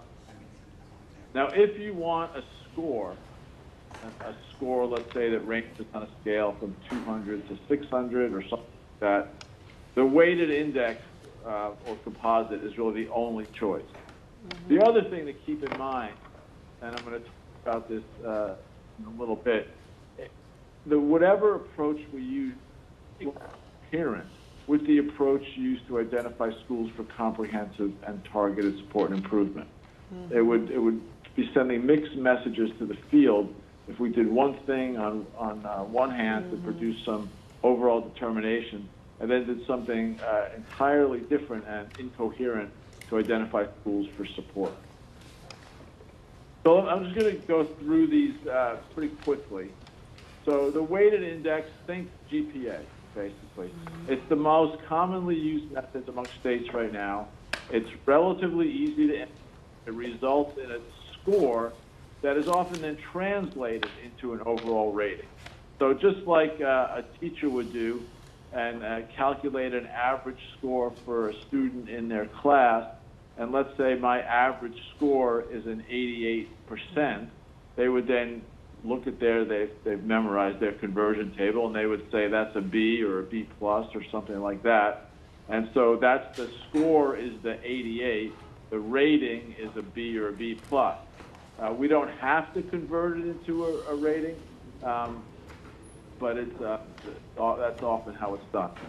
Now, there's some wonky stuff that I won't go into, but a lot of times we think, well, I'm going to weight this 25% and this 20% and this 40%, and because I assign those weights to it, I think that's what's really going on under the hood. And in reality, that's often not the case, and we could go into more detail about this, but the thing that varies more will really be the thing that carries more of the weight. Even though I might say it's only worth 25%, when I'm actually doing the calculation, if you really disentangle those, you might see that it doesn't really count 40%, it might count 60%, or it might count 20%. And so it's a little tricky because people aren't always getting what they think they're getting. And then there should be some process, if you are going to convert these to a rating, you usually go through a process like standard setting where we figure out how to convert these into level 1 or 2 or 3. So here's a little example. So I have 4 schools, PS1 through PS4, and I have a 5 indicators: achievement, progress, use this for elementary growth, English language proficiency, and chronic absenteeism. And you can see I assigned them weights, 25% or 0.25, 0.25, 0.25, 0.15, and 0.1. So what I do is very simple, 5th grade math, maybe 6th grade, and I say, and I have all these indicators right now. I did this for the sake of simplicity. I put all these indicators on a 1 through 4 scale. So achievement is on a 1 through 4 scale, progress is on a 1 through 4 scale, and all I simply did for PS1 is I multiplied the 3 that they got for achievement by 0.25. I added that to the 2 they got for progress times 0.25, and so on. And so that my total score for PS1 is 1.85, my total score for PS2 is 3.0, and so on. And this is just a way that you can see that, and it's basically calculating an average that I've weighted by these weights that I assign to these various indicators. You could do a straight average, and people say, well, I don't want to weight it, I want to do a straight average. Well, that's weighting. You're just weighting everything once, but you're still making a weighting decision. So I'm going to move on to this profiles of decision rules. It's another common way that we use to aggregate performance, and it's a process that we have to create rules by which we turn these profiles into overall ratings. So again, here's an example. I used a few more schools now, PS1 through PS7. And if I asked you to rate PS1, 2, or 3, or 4, you would have a very easy time. And unfortunately, life doesn't work that way. It's rare that you will find schools that are 4s across the board, and you will find a few of these schools, these homogeneous schools in terms of these indicators, and it makes for easy decisions. But then you get down to PS5, 6, and 7, and you see, and this could actually be quite realistic. They might be low achieving, got a 1 achievement, but they've made some progress year over year. But the kids in that school are making pretty exemplary growth from looking at the same students from one year to the next. They have a not a great absentee record, and they've done decently on their English language proficiency. So would you give that school, we should actually have more, would it be a 1 or a 2? Would it be even a 3? Or, because growth is so exemplary and their ELP is so exemplary. So somebody has to make those decisions and then stick to them. And so once we make these decisions for certain types of profiles, we lock those in. And then it's easy to just program the computer to say when they see this kind of pattern, they give it a 1, 2, 3, or 4. Similarly, you see for PS6 down there, they had a 3. They did pretty well in achievement, but their progress and growth is not great. We see a lot of schools like that, right? And they have not a great absentee rate, and somehow they've done okay with their English language learners. What would that school be? Would it be a 1, 2, 3, or 4? And so this is the challenge, but it's actually, it results, the nice thing about a method like this is that the school knows, as soon as they know their indicator scores, as soon as they know how well they did achievement, on progress, growth, on chronic absenteeism, and English language proficiency, as soon as they know that, they know their overall rating. They don't have to worry about it going into some black box somewhere and churning out some number. And so there's a nice transparency to this decision rule approach. So I'm going to ask you to weigh in now before we get into the comprehensive support identification. What approach or approaches do you think would have the most credibility with district and school leaders, with legislators, other policymakers, and the general public? And sometimes it's difficult to have both transparency and high technical quality. You know, people say, I want it to be simple. Simple is often wrong, so we have to, what feature should we prioritize?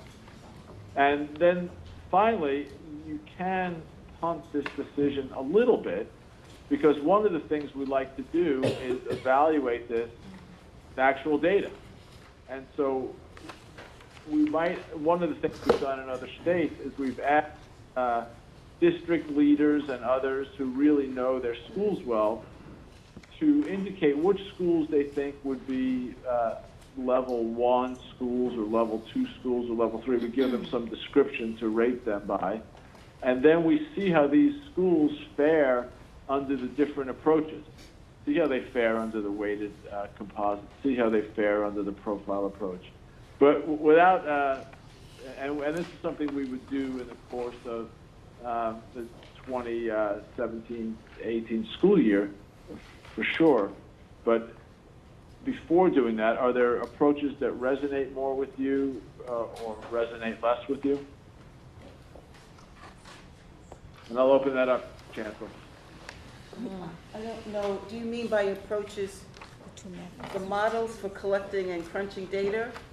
Do you mean by, what do you mean by approaches? Yeah, the two that I just showed, either the decision rule approach or the weighted composite Page 15 and page 17. Okay. Yeah.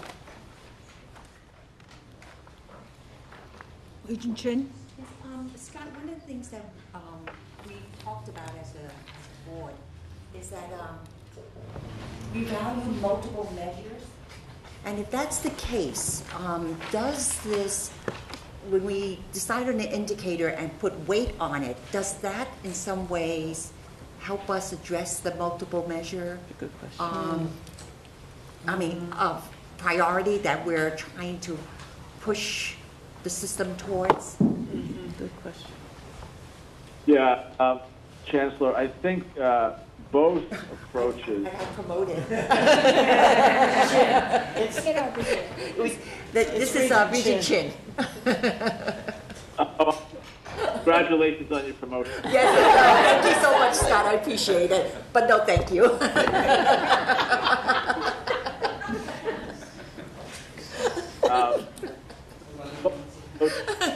Value multiple. We would display both of these.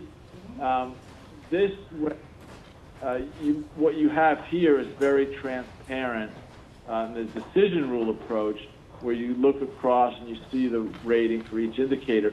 What is less transparent, though, is you'd have to, because you're really capturing people's values. So, for instance, if we look down at PS 5, 6, and 7, if I asked, if we went around the table, I bet there would be different determinations from each of you for what level, overall level, you would rate that, each of those schools. And that's good, because then we work through a process to come up with some agreement. But those rules might be a little, we'd have to document carefully so everybody knew what was what. In a case like this, it's very easy to make clear how much you're weighting each indicator and what you're intending to weight each indicator, and then then you just do your multiplication and addition, and you get your total score. And so either one is, once people know the decision rules here, they can calculate their own overall rating. Here, they don't have to even look up the decision rules. They just have to know these nominal weights, as we call them, and they could then just do the math, come up with their total score. They'd still want to know, so for instance, is a 1.85 a level 2, or is it a level 1? Somebody's going to have to make those decisions. Is a 2.75 a level 2 or a level 3? Or, same thing with a 1.90. So somebody still has to make those decisions at a certain point.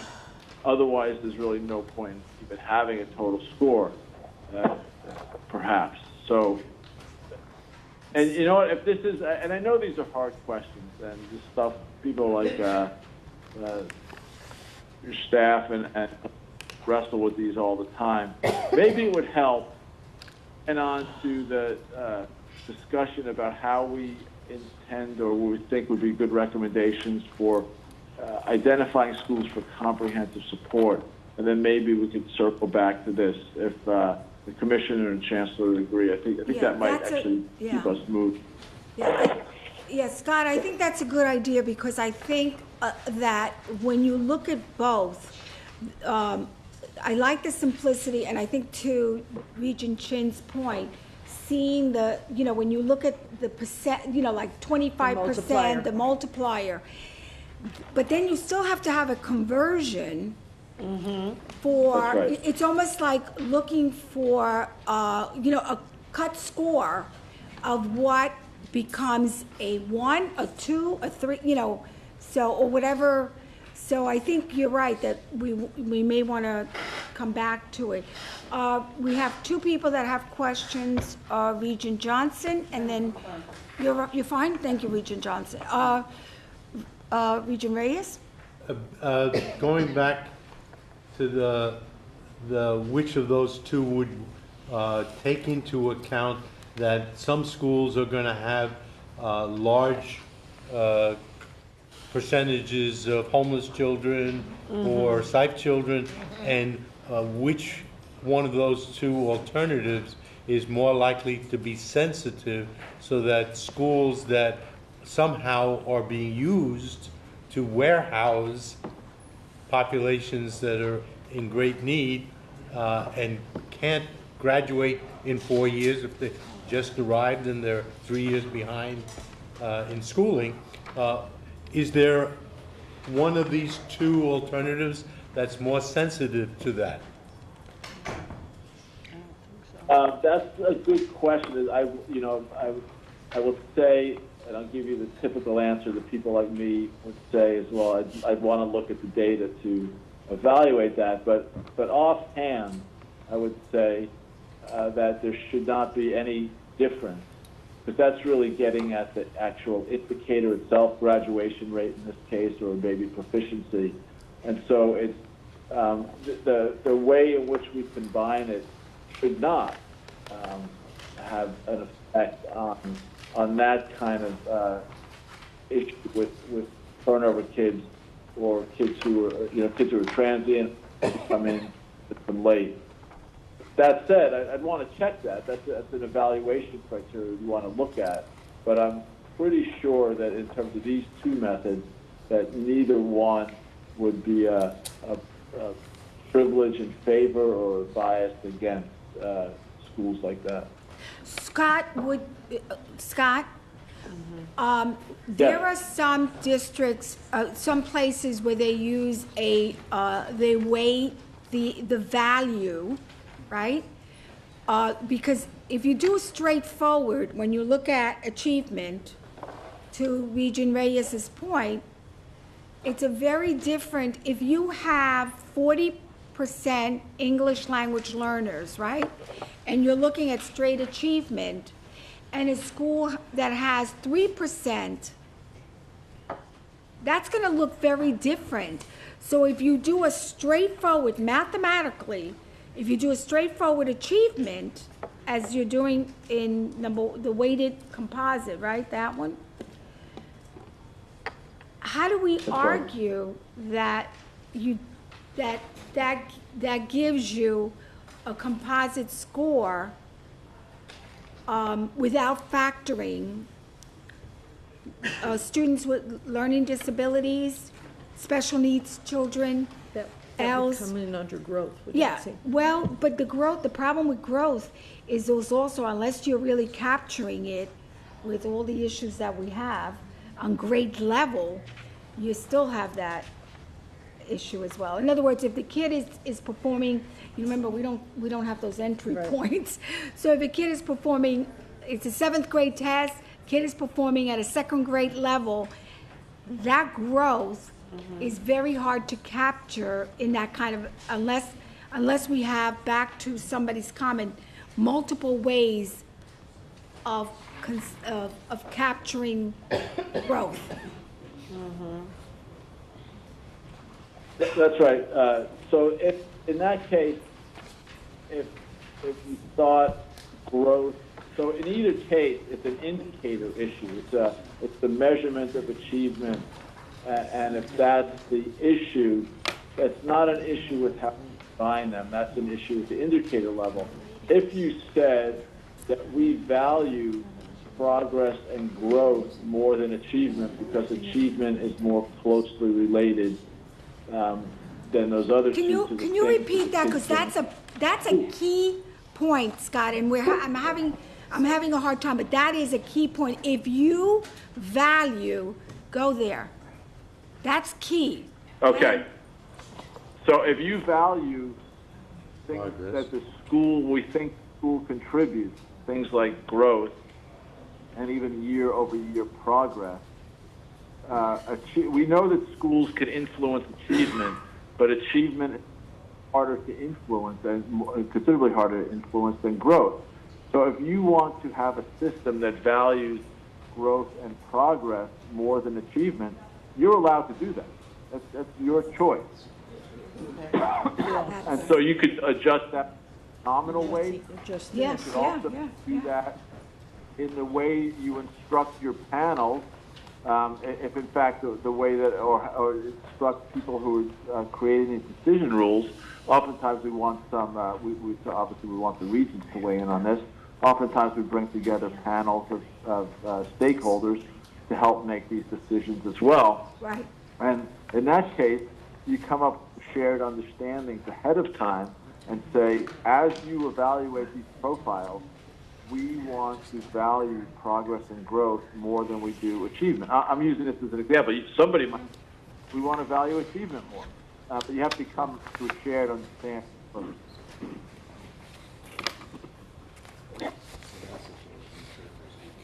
That's a good, yeah, so that's a key point. The way of combining you could instantiate Scott, we're that losing value you. in either. Oh, sorry. How's that? No. In and That out. In and out. better or no? Yes? Oh, that's weird. Hopefully this is a little better now, but the way that you cap the values should be reflected in any overall combination method, and you should be able to, any method you use should be able to capture the values that you have. All these things are not objective approaches. They're all meant to capture policy, leader, and stakeholder values. Mm-hmm. At the indicator level, we have things, for instance, where you have a rule that students have to be in the school for 65% of the school year before they count in the achievement index. That's a decision rule. Certain states have gone with 75% of the school year. Others went with lower than 65. So that's how you also deal with some of these issues. I wish I could pretend that all these things were objective measures, but they're all not. It's subjective. They're all subjective. Right, they're subjective. Right. I have a question around That's that. why this what's value. Can I ask? If the choice of the weight is subjective, right, in what way can we say that's a valid measure for computing the final score? And how could you compare, not that I'm interested, but the government is, states to states, if the way in which the weight is decided is a state decision and we know it's a subjective decision? That's a very good question. There's no way to compare. Now, that's great, so they don't rank the states, but they would try it anyway, but it would be a false ranking. It would be a false ranking. The only valuable thing, I think, Regent Johnson, the only valuable thing Yeah, is that everybody's the same, right? clarify. Whatever your weights are, it's in New York at least, it's the same. Right, I'm just saying if you were comparing states. No, I agree. Yeah, it's I not gonna agree. happen, yeah, exactly. Right. That's right. But I want to get clear here, though. People, when they hear the term subjective, it has a negative connotation. Scott. And Scott. yes, yes. I think the closer you hold it to your. Am I breaking up? Yeah. Oh, That's better. Much better. Much better. Your You're, hand may be covering the microphone. yes. Look at the instrument and deal with where the I got it. hearing- I'm on, I took it off speaker. So Okay. hopefully that helps. Go ahead. So I just want to say that the word subjective often has a negative connotation, and it shouldn't. Yeah. What we're, because, you know, you could say that, you know, Hamilton was the best show on Broadway in, you know, in decades. But that, people would say, well, that's subjective. We say, well, but there's a lot of people who agreed with that subjective judgment. And in our case, we go through these very deliberative processes to get panels to weigh in and to actually come up with this, what we call intersubjective agreement is the fancy way. But we do this all the time. You know, you could argue that do juries make mistakes? Sure, oftentimes they do. But if you go through a deliberative process, and ours I think is even more rule-bound, then you come up with strong agreement that has credibility and technical defensibility. So, it's, you know, there is really no such thing as objective in our world. Right. It's So- trying to...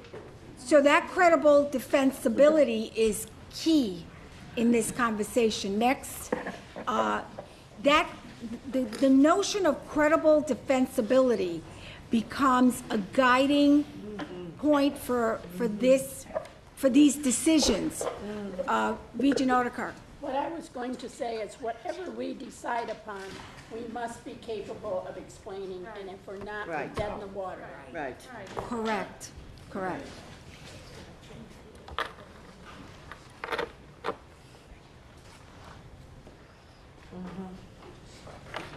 Okay. I'm going to keep moving here. Yes. So, we've been talking about something about notion of potential ways of identifying schools with comprehensive support. And you have to keep in mind right off the bat for high schools, all schools with graduation rates, and again, we could use 5 or 6 year rates as well. And I actually looked this up in the law. I was surprised at the difference between the law and the regs. And so we saw that so any school is graduating fewer than 2/3 of its kids must be identified for comprehensive support and improvement. We've been discussing other options for identifying what they're calling the lowest 5% of Title I schools, lowest performing Title I schools.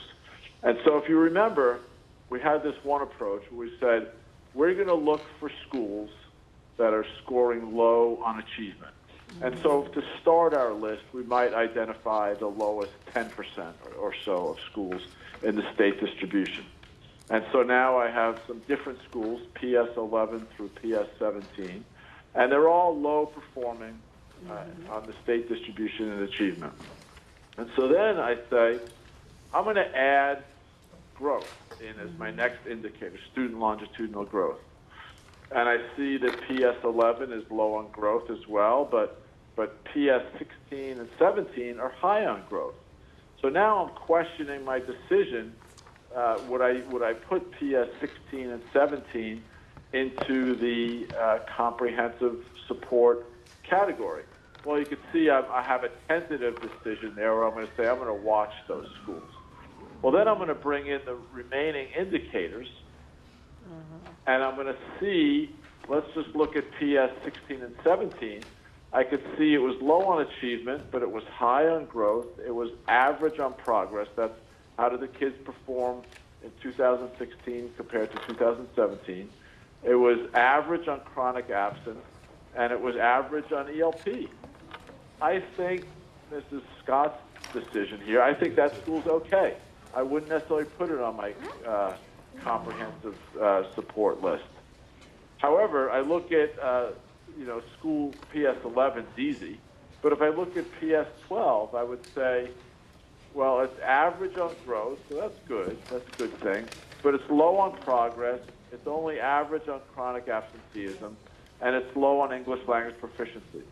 I might say that that school is a comprehensive support school. Now, you might find that you might have enough schools to fill up your 5% that look like PS 11. I don't think that's going to be the case, but it might be the case. And then you have easy decisions. But in any case, this was a way that you could say, without having to calculate a total score using that weighted composite approach, you could say, we do value achievement, and schools that are very low achieving, no matter what else is going on, are at some risk. But when the schools show high growth or average growth and average progress, we might not put them on our very lowest list that we're going to have to devote these Title I funds to serve. We're going to save that for the schools that we think are unarguably low on critical indicators. So this is one way we have. And then another way we've been talking about is this display we've showed. This is really focusing in on growth and achievement. And remember, the x-axis, or the horizontal axis, is growth, is the average school growth, and the y-axis is the overall achievement for the school. And so in this case, I look at the lower left quadrant and I say, those schools have low achievement and they have low growth. They're in trouble. Yeah. And we could refine that axis and say, where do we get 5%? So in either case, either this approach or this approach, we're prioritizing one or two indicators, and then we're adding in others. In this case, in approach 1, we're adding in the rest of the indicators. In approach 2, we could also add in the rest of the indicators. We could say, all right, let's start by looking at these schools down here and see if any of them should get off the list by pulling in other indicators, and that way it would have the same effect. So this is something that the state has to do. You have to identify schools for comprehensive support and improvement.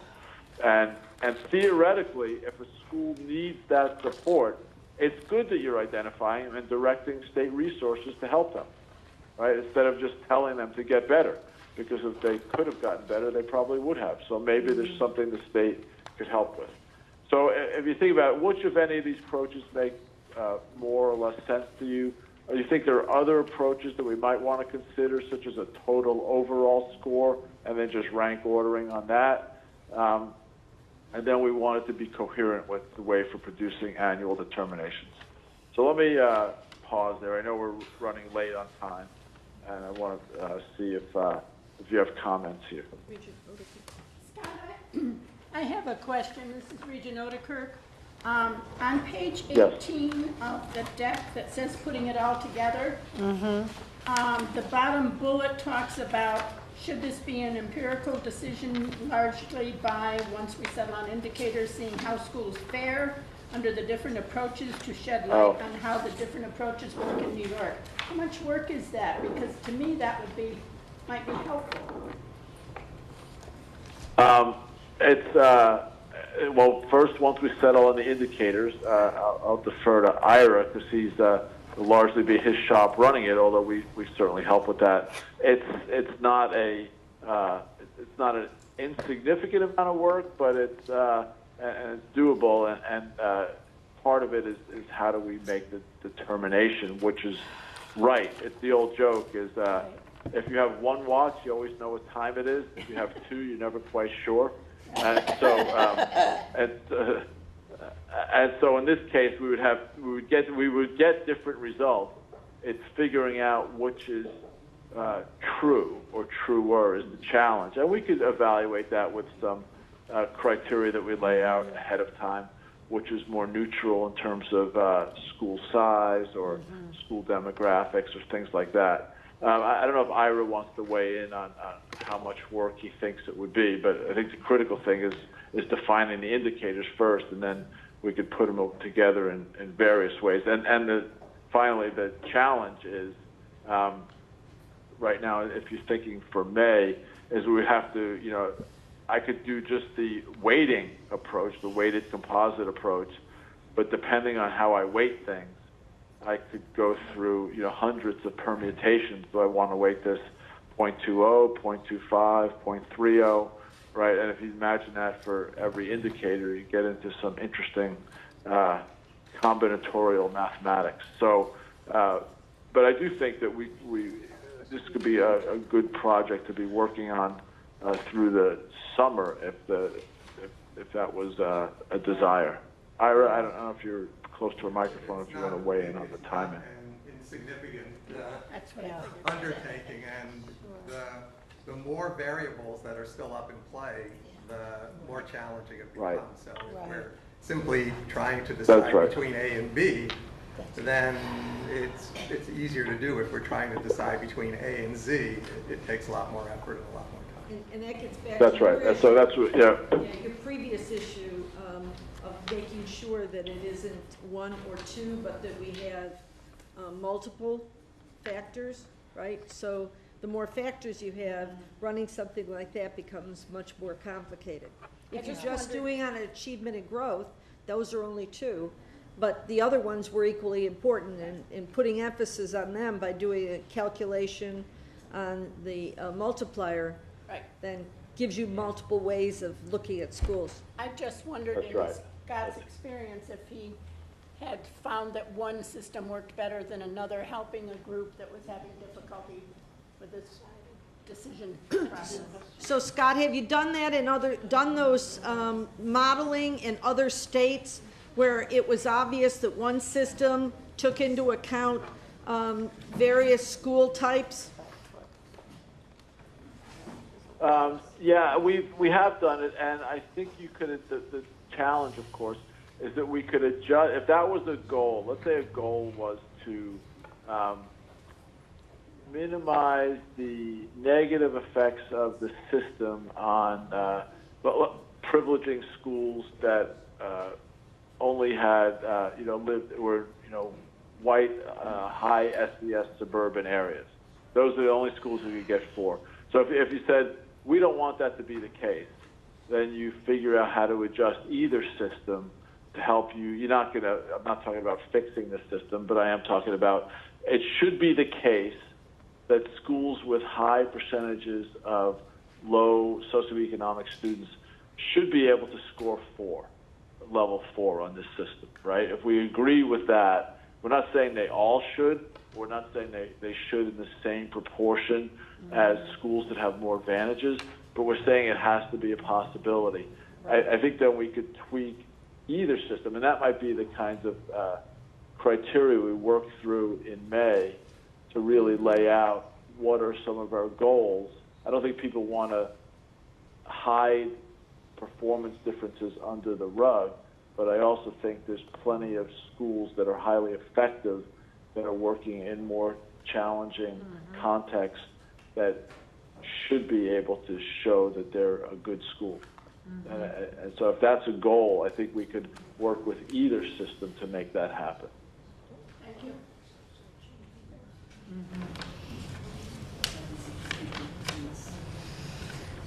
I've been accused of playing with the cut scores before. I honestly fall into that one. That's another issue, right? You have to, how is that going to look if you look at, you're doing calculation? The reality is we have to be transparent. Right. That's right.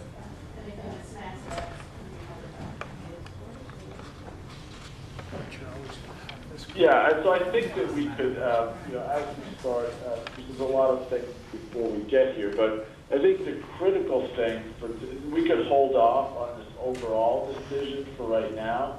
And let me just ask you a more general question.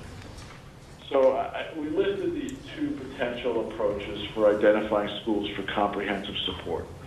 The third approach that I didn't list because we talked about it only a little bit, but it would be to create an overall numerical score for every school, almost all schools, and then simply count up from the bottom until we got to 5% of the Title I schools. So that throws all the indicators in there at whatever weights we determine. But that means every school has a number on it. Versus this, either one of these two approaches says, we want to focus first on low achieving and low growing schools, and then we'll work from there to fill up our 5% bucket. So that's a decision that I think, a general decision that you could make today. And I think that would help the state ed staff as they're working on fleshing out the plan. And then we could come back in May with having you outline some criteria. We'll obviously work with you on this, criteria for evaluating the overall combination methods and the kinds of goals you're trying to achieve. Like I said before, schools of varying sizes should be able to score at all levels of the system. Schools of various demographic makeups should be able to score at all levels of the system. Not necessarily in the same proportions, but if you found that a school there were no schools scoring in level 4 who had more than 40% of their kids receiving free and reduced lunch, that would signal to us that there's probably a problem in the way that we're doing this. So either because we're weighting achievement too much or some other reason. So those kinds of criteria is something we could actually, I think, come to agreement at in May. But in terms of the identification for comprehensive support, do you have any strong feelings about either one of these methods or something behind door number 3? So we're looking at the two methods which are outlined on 21. Yep. Where you would take the achievement, now Scott, test me on this, you take the achievement score that a school received and use that as an indicator, and then you would fill out the rest of this, right, based on how they had, that's right, how they had performed in those other areas. They got to the list by being low achievement, but they could either stay on or not based on the other factors. Now, that's one approach. Is the other approach the one with the calculations on page 15 where you do the factor that you multiply by? That's right. Yes. Okay. That's exactly right. So that's another approach, is you could actually then, so you would have a rank order. So here we have a rank order going from 1.85 up to 3.0, but you could imagine we would have a rank order basically from 1.0 all the way up to 4.0 and every school in between, and we'd start counting up from 1.0, and we would go up until we captured 5% of the schools. Right. So and that's another option. So essentially, we would do this for all schools and then just take the bottom 5%, and that 5% would be categorized as a comprehensive support and improvement category. Yes. Is that right? Correct. That's correct. On page 15, how would we explain to the public the number we chose for weighting? What would be the justification for the weighting number? Your values. My values. It's your values. The discussion that we had. No, but I mean, the regents would determine what that percentage Or one whole. would be. I mean, obviously, achievement is an important one, but you could rate others at different levels, given the fact that you think that's a more important factor. I don't mean to be sarcastic, but I don't think I can say to the public, we chose this weighting based on our values without explaining how we arrived at our values. Oh, of course. Yeah. Of course. So one of the things I will say that might be easier to defend in public is that we formed our initial pool based on low achievement. And so that you've sort of taken one, and that's a big value, but in some ways you put it right out in front. And people could argue with this, and you could justifiably, but then we're saying, once we have that pool, because we think that's an unarguably important criterion, once we have that, then we look for ways that the school is demonstrating success, like progress or growth, and then we might move them off of the list. But that way, you get into less of an argument, I would say, about these various weightings. You're saying we're taking this pool of low-performing students, schools, and we're starting from there. And that might be an easier decision. Are you then using the model that you put on page 21? Yeah. Yeah, I think it's one. Yes. Oh, yes, I see it now, yes. Right. Yes, because Yes, it's you the could. You low, absolutely yes. could. Right. Yeah, You're right. yeah, I see it. Yeah, But right now, we don't have that. I see it now, yeah. Right. Regent Finn, why don't you throw that out, because it is a, I was just wondering if you could use research to back you up on, say for instance, why chronic absenteeism would have a 0.4 rating over research showing that something else is less. And some of that work has been done in the high concept ideas that came out of the work group. We presented research on specific ideas on that. So you've seen some of that if you look at that high concept idea and some references to the research there. But I guess this gets to the calculation of how you do it. Oh, yeah. Looks more objective. But the public is absolutely want to know how you got there. Oh, I agree. If you have research to back it up, Right. I'm just thinking, Right. Good. Yeah, unfortunately, the research is never going to tell you No. whether it should be 0.1 or 0.2 or 0.3. No, it just That's the challenge. backs up your decision. It's not going to be an It could help, absolute, but right. yeah. Can always That's find right. research. If the research said it had very little effect and you gave it a 0.8 weighting, that would be a problem. Right. But if we agree on this approach, then we can begin to just concentrate on the weighting. So that, well, I mean, if we agree on the indicators, then it's just a matter of, then we can narrow our conversation and consideration on the weighting, which will be a way of moving us forward. So are you, Vice Chancellor, you're talking about the design on 15 or the one that is taking the lowest achievement, or 21? I'm looking at 15. Yeah. Jen's been trying to get. So just a quick clarification. So both approaches have the same indicators, right? We're not varying the indicators. What we're varying here is how you put the indicators together. Right. So we'll get into this. We still need to have additional conversations around those specific indicators. We were just trying to get a little bit of guidance on what approach to put things together can we then go and investigate and kind of come back. But we still have time to discuss that further next time. Well, we have to, my understanding is we have to have a plan that will have some of these things identified to you in May.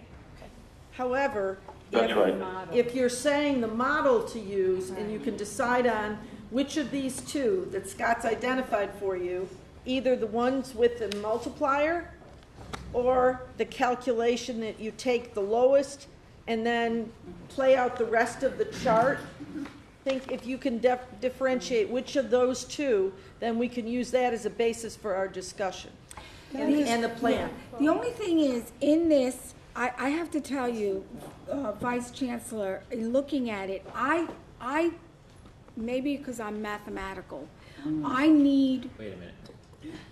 And you're not. No, it's okay. It's okay. You know, complementarity, right? What one has, the other one complements the other one for? Okay. He's a lawyer. So. I guess I should say thank you. Yes. You probably should stop while you're ahead. Right, exactly.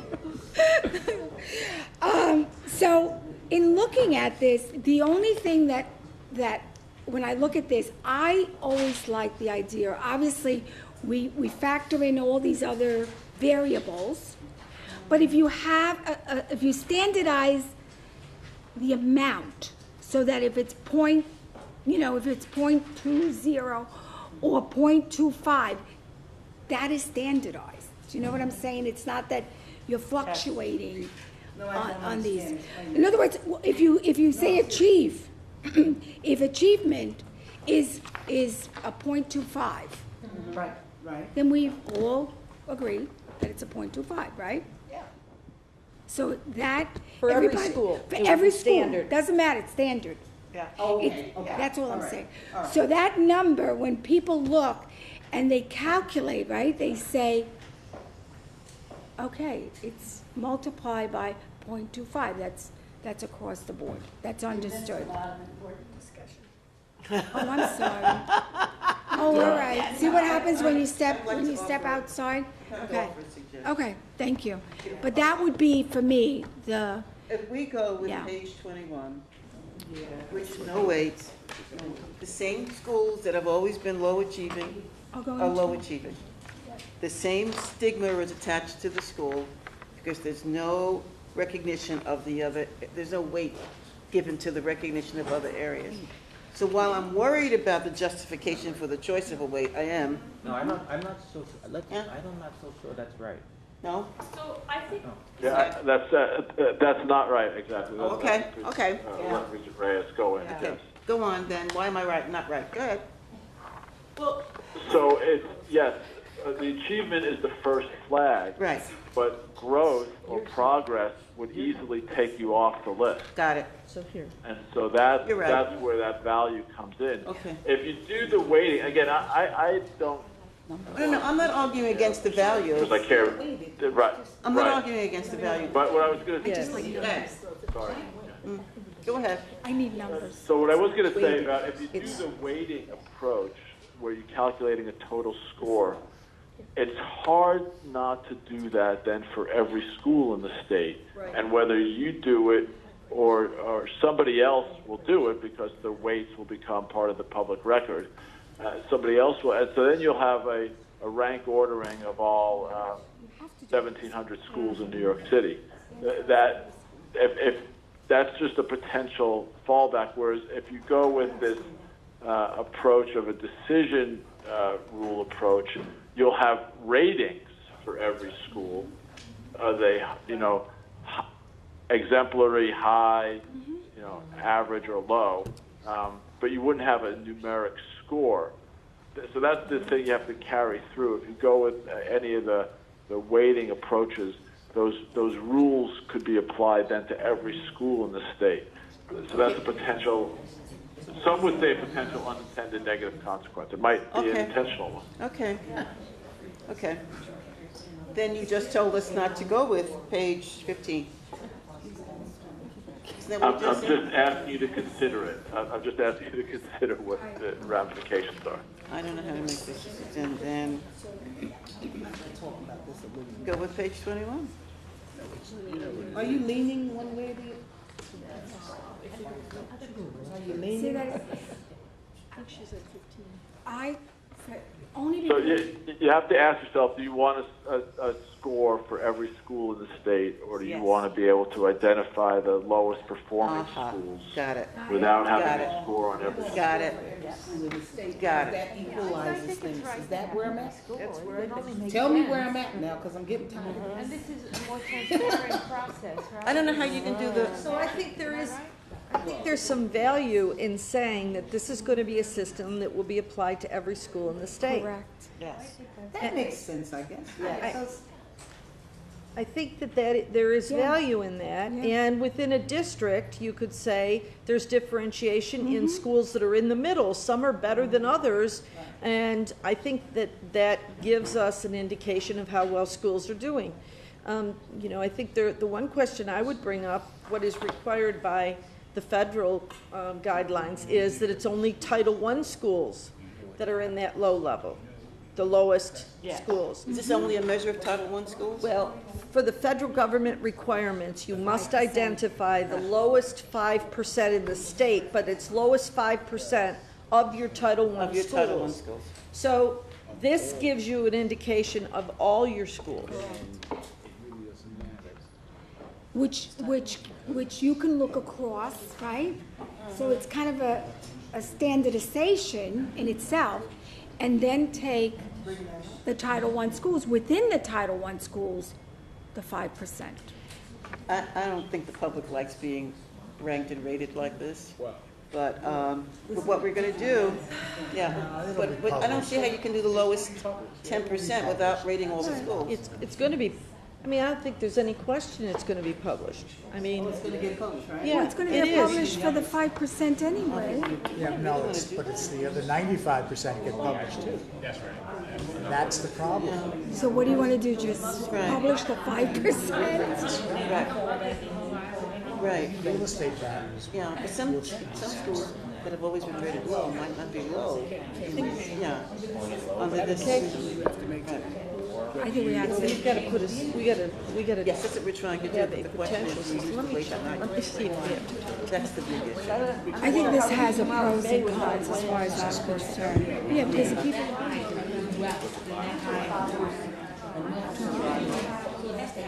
Yeah. Oh, they're adding it up. You know what, you're right.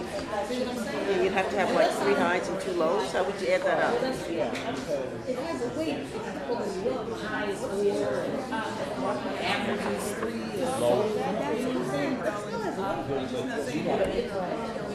You gotta tell it the way it is. See, if that's the case, No, that's what I thought. I mean, they're gonna ask you, how did you determine that? You know what this looks like? This looks like the teacher APPR system before it was, it does. It's the same model. It's the same Don't model. say that out loud, Judy. I know, but the scattergram looks, It carries some weight over time, right? If I have a high. Yeah, but they're not gonna want you to keep that a secret. I'm struggling with which one is better. When you do that, you've got to give a list of reasons. What were you saying? Long Island, Westchester? Yes. And our values. yes. I don't like that. Well, you can't just say your name. You gotta be ready to say You it. got to list some stuff you can say. And back it up. Where they are. Well, if you talk about continuous I improvement, don't have a problem with we that. have to do it so that they know what they gotta do. We're old. We're old. So I think we have to have something so we can move forward if they're gonna be different. I'm just wondering if we're strong. No matter what we decide, we're gonna be criticized. What one can we defend? That's where I'm at. What can we defend? Now you got, now where to get, now. There you go. Now that's the bottom line. So we do have to, They're falling apart. we do, I know we're starting to lose people. Okay, ladies and gentlemen, if we can circle back. Yeah. So I think there's, if we move forward and we put the plan out, we'll have opportunities to revisit what you've said you want to do. And we're going to be going out for our public hearings to get feedback. That's true. So if there is something, then at some point, if you say this is critically important and we are having across the entire state difficulty in getting feedback on this in a positive way, then you can shift that. But right now, we've got to have a plan that we can put out and say, this is how we think it should go. And the bottom line, I still think, is we've got to be able to defend whatever plan we decide on, because no matter what we decide, we're going to be criticized. That's right. Amen. Well, Sure. What were you going to say, Regina? it just seems to me that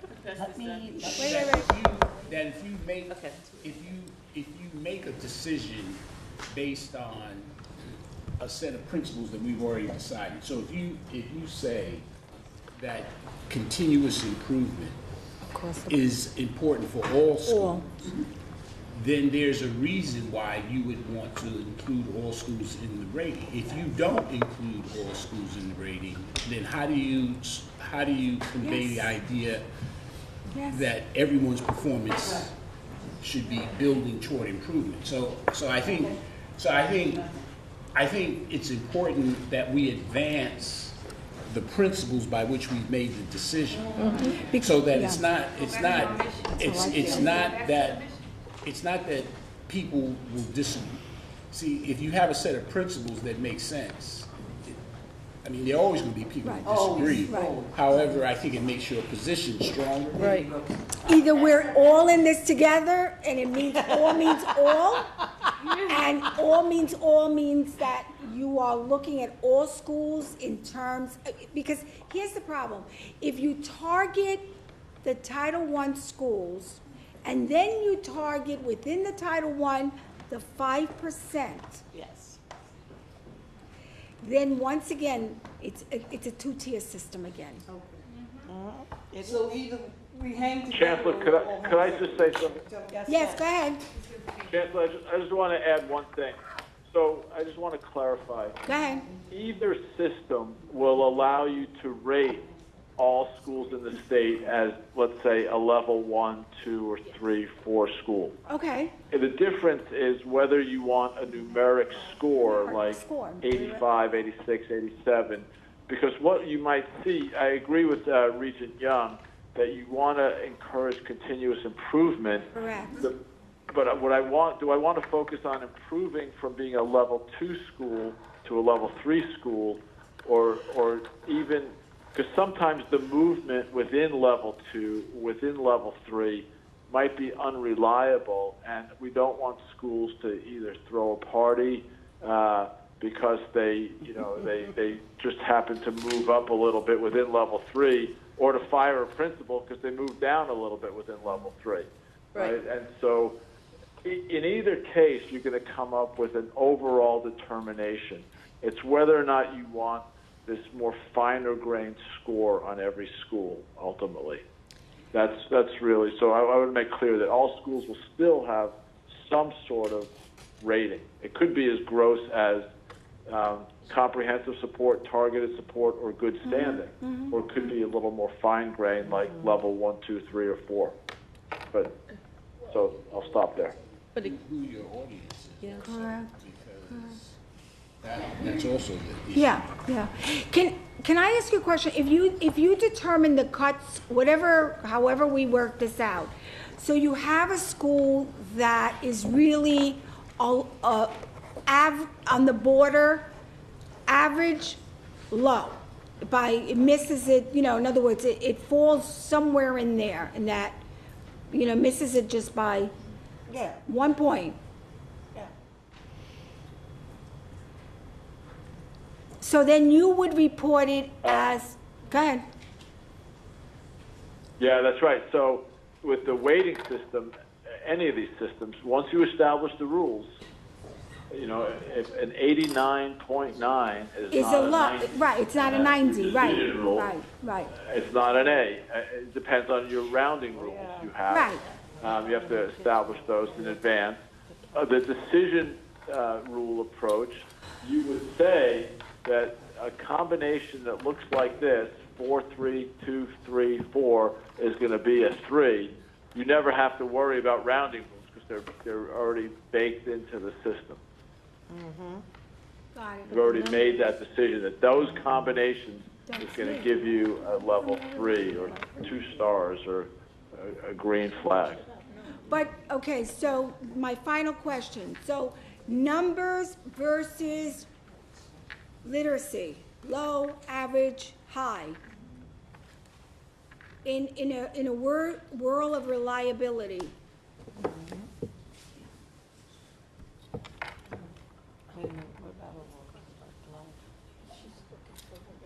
What's more reliable? Oh, I got you. Oh, which one's more reliable?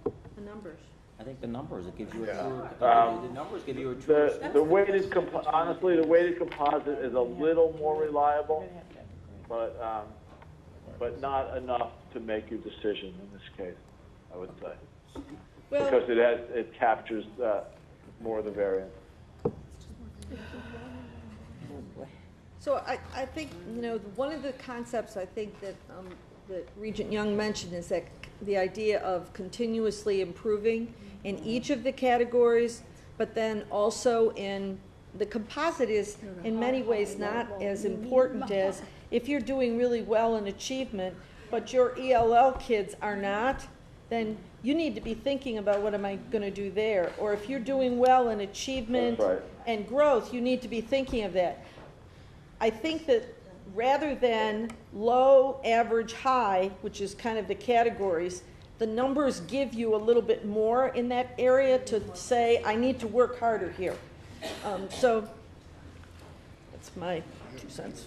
Right, but also remember, we want to drive them Those are the ones. to the dashboard, right? We ultimately want to drive them for improvement to the dashboard. Right. See, that's me. And so, that's the case. They'll see the levels or they'll see a score, but how we display the report.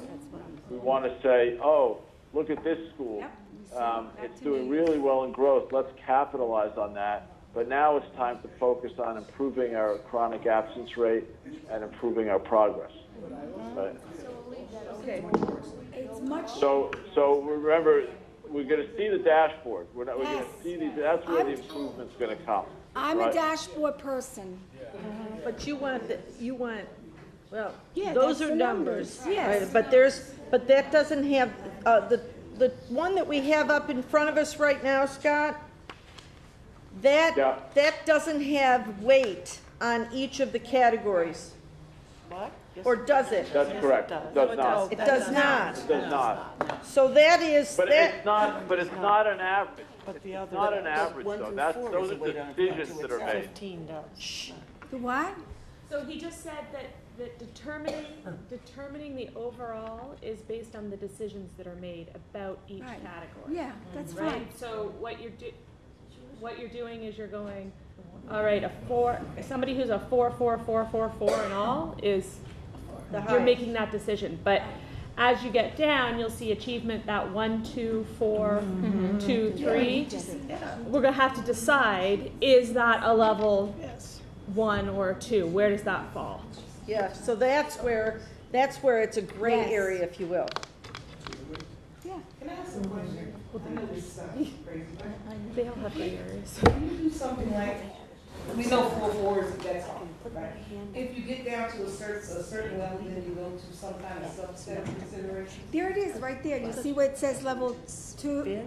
You see 2-3 So for question mark? PS5, look over to the Yes, right. you see it? Oh, it's covered, I PS7. can't, okay. So look at this one, PS7, look at the 7. Yeah. So that's what they're saying, this school is a 2 in achievement, a 4 in progress, 3 in growth, but does the school belong in a 2 or a 3? So that decision's gonna have to be made.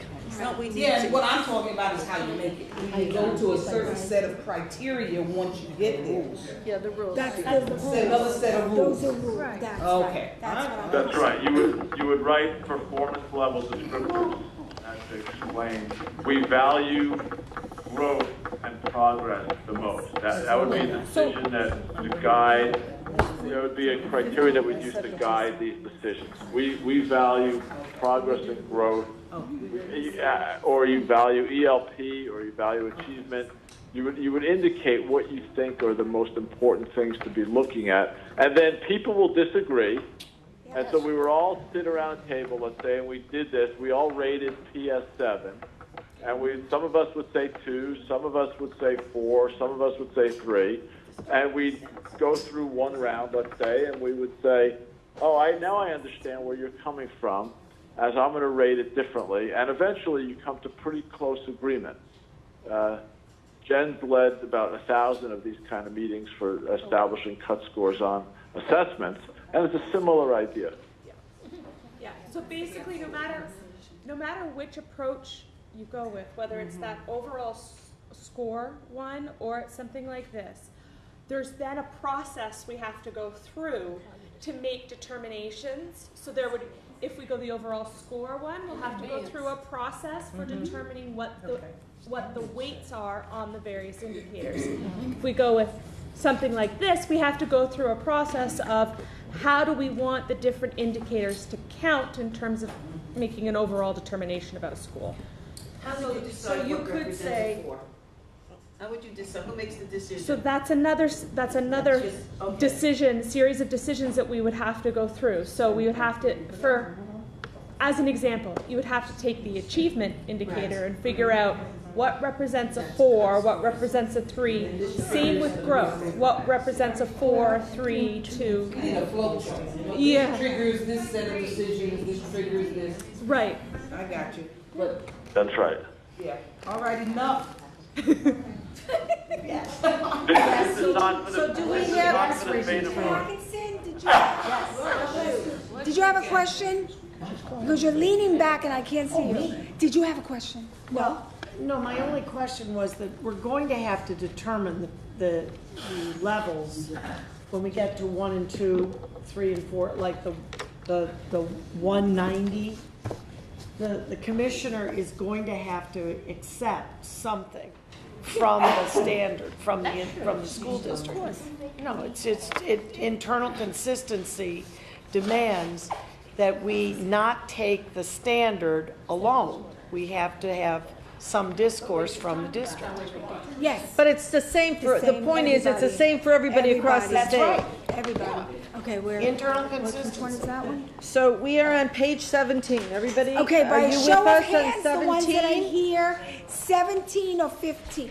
Let's do 17 first, show of hands. 17? Oh, 17. 17. 15? Look at this. Oh, you mean the weighted or the? Right. Could 17. you say it again because it's hard to. Okay, let's look at the two choices. First is 17, the one you're looking at in front of you. Okay. So if you like 17, raise your hand. If you like 15, raise your hand. I'm gonna vote for 17. But we still haven't decided, I guess we don't need to do this today for sure.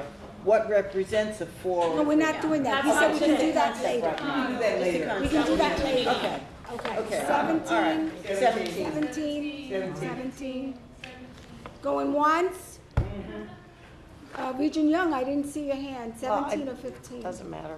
Maybe he's waiting for 15, I don't know.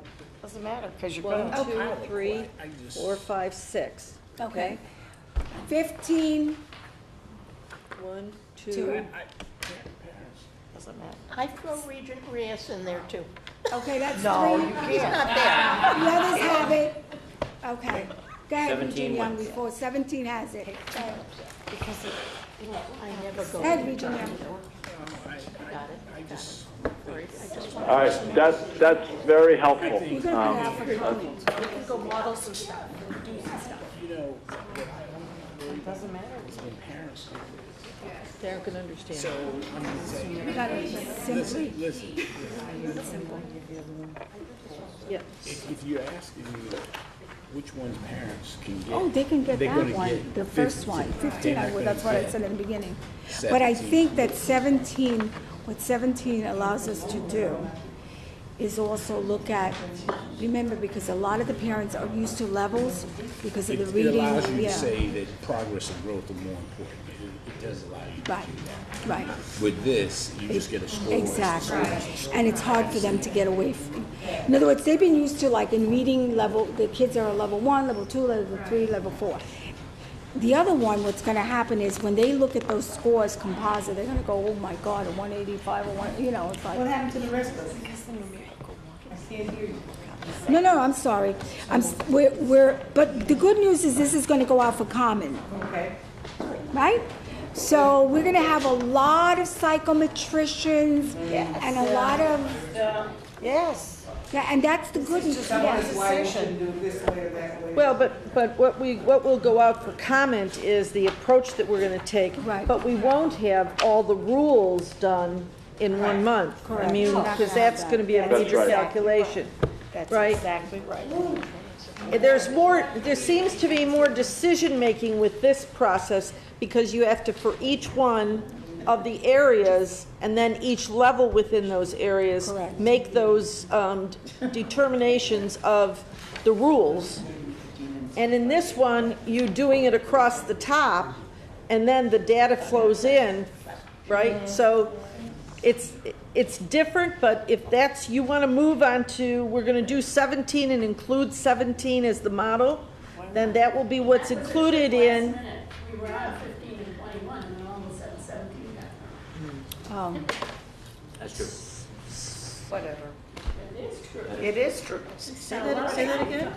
That is true. We were looking at 15 and 22 and 21 then for 17. ages. Oh, you're right. And then at the last minute, Right. somebody influenced, Somebody came from outside of the room into the room. and now we're on You know 17. what, you're right. She's right. She's right. She's right. Well, if we're comfortable with it, no problem. But you're right. It's a huge What is the jump. difference between 17 and 21? Have we looked at that? No, there isn't any 15 is difference. weighted, 17 Weighted, is 21 is weighted? No, You get to numbers here, you get to numbers here, you get to numbers there. They're the same. They're both So the same. 17, This is just more granular. 17 and 21 are the same. Thank you. Thank you. Thank you. I'm gonna shoot myself. Because I just said to her, right, what did I just say? To me, they look the same. One of them shows numbers, one of them doesn't. Yeah, but they're the same. They're the absolute same concept. Thank you. All Thank right. Regent Otterkirk, did you hear that? They're the same. I hear you. yeah, they are the same. They are the same. All right, now, are we where we need to be? Yes. Yes. Yes, we are. Yes. Okay, so everyone has their form that they have to respond so we can move forward. You should have it. Yeah, everything. All right. So you have to fill in this. Everyone has that. So Thank you. that's your ticket out of the room. Okay, Regent They Young. still want us to decide. What? It doesn't matter. Just this direction. All right. To Jennifer, whatever. Okay, now what are we doing? Done. Scott, thank you so much. We're gonna see you in May. Thank you, everybody. Bye. Thank you, guys. Jen, we See you in a few weeks. want you back. You were, in a short, condensed, you were terrific. Thank you. I will be back next week. Thank you. Thank you. Thank you. She's gonna come and live in Albany. Oh, I'm sorry. All right, I'm gonna hang up. Meeting is adjourned. There you go. What a shame.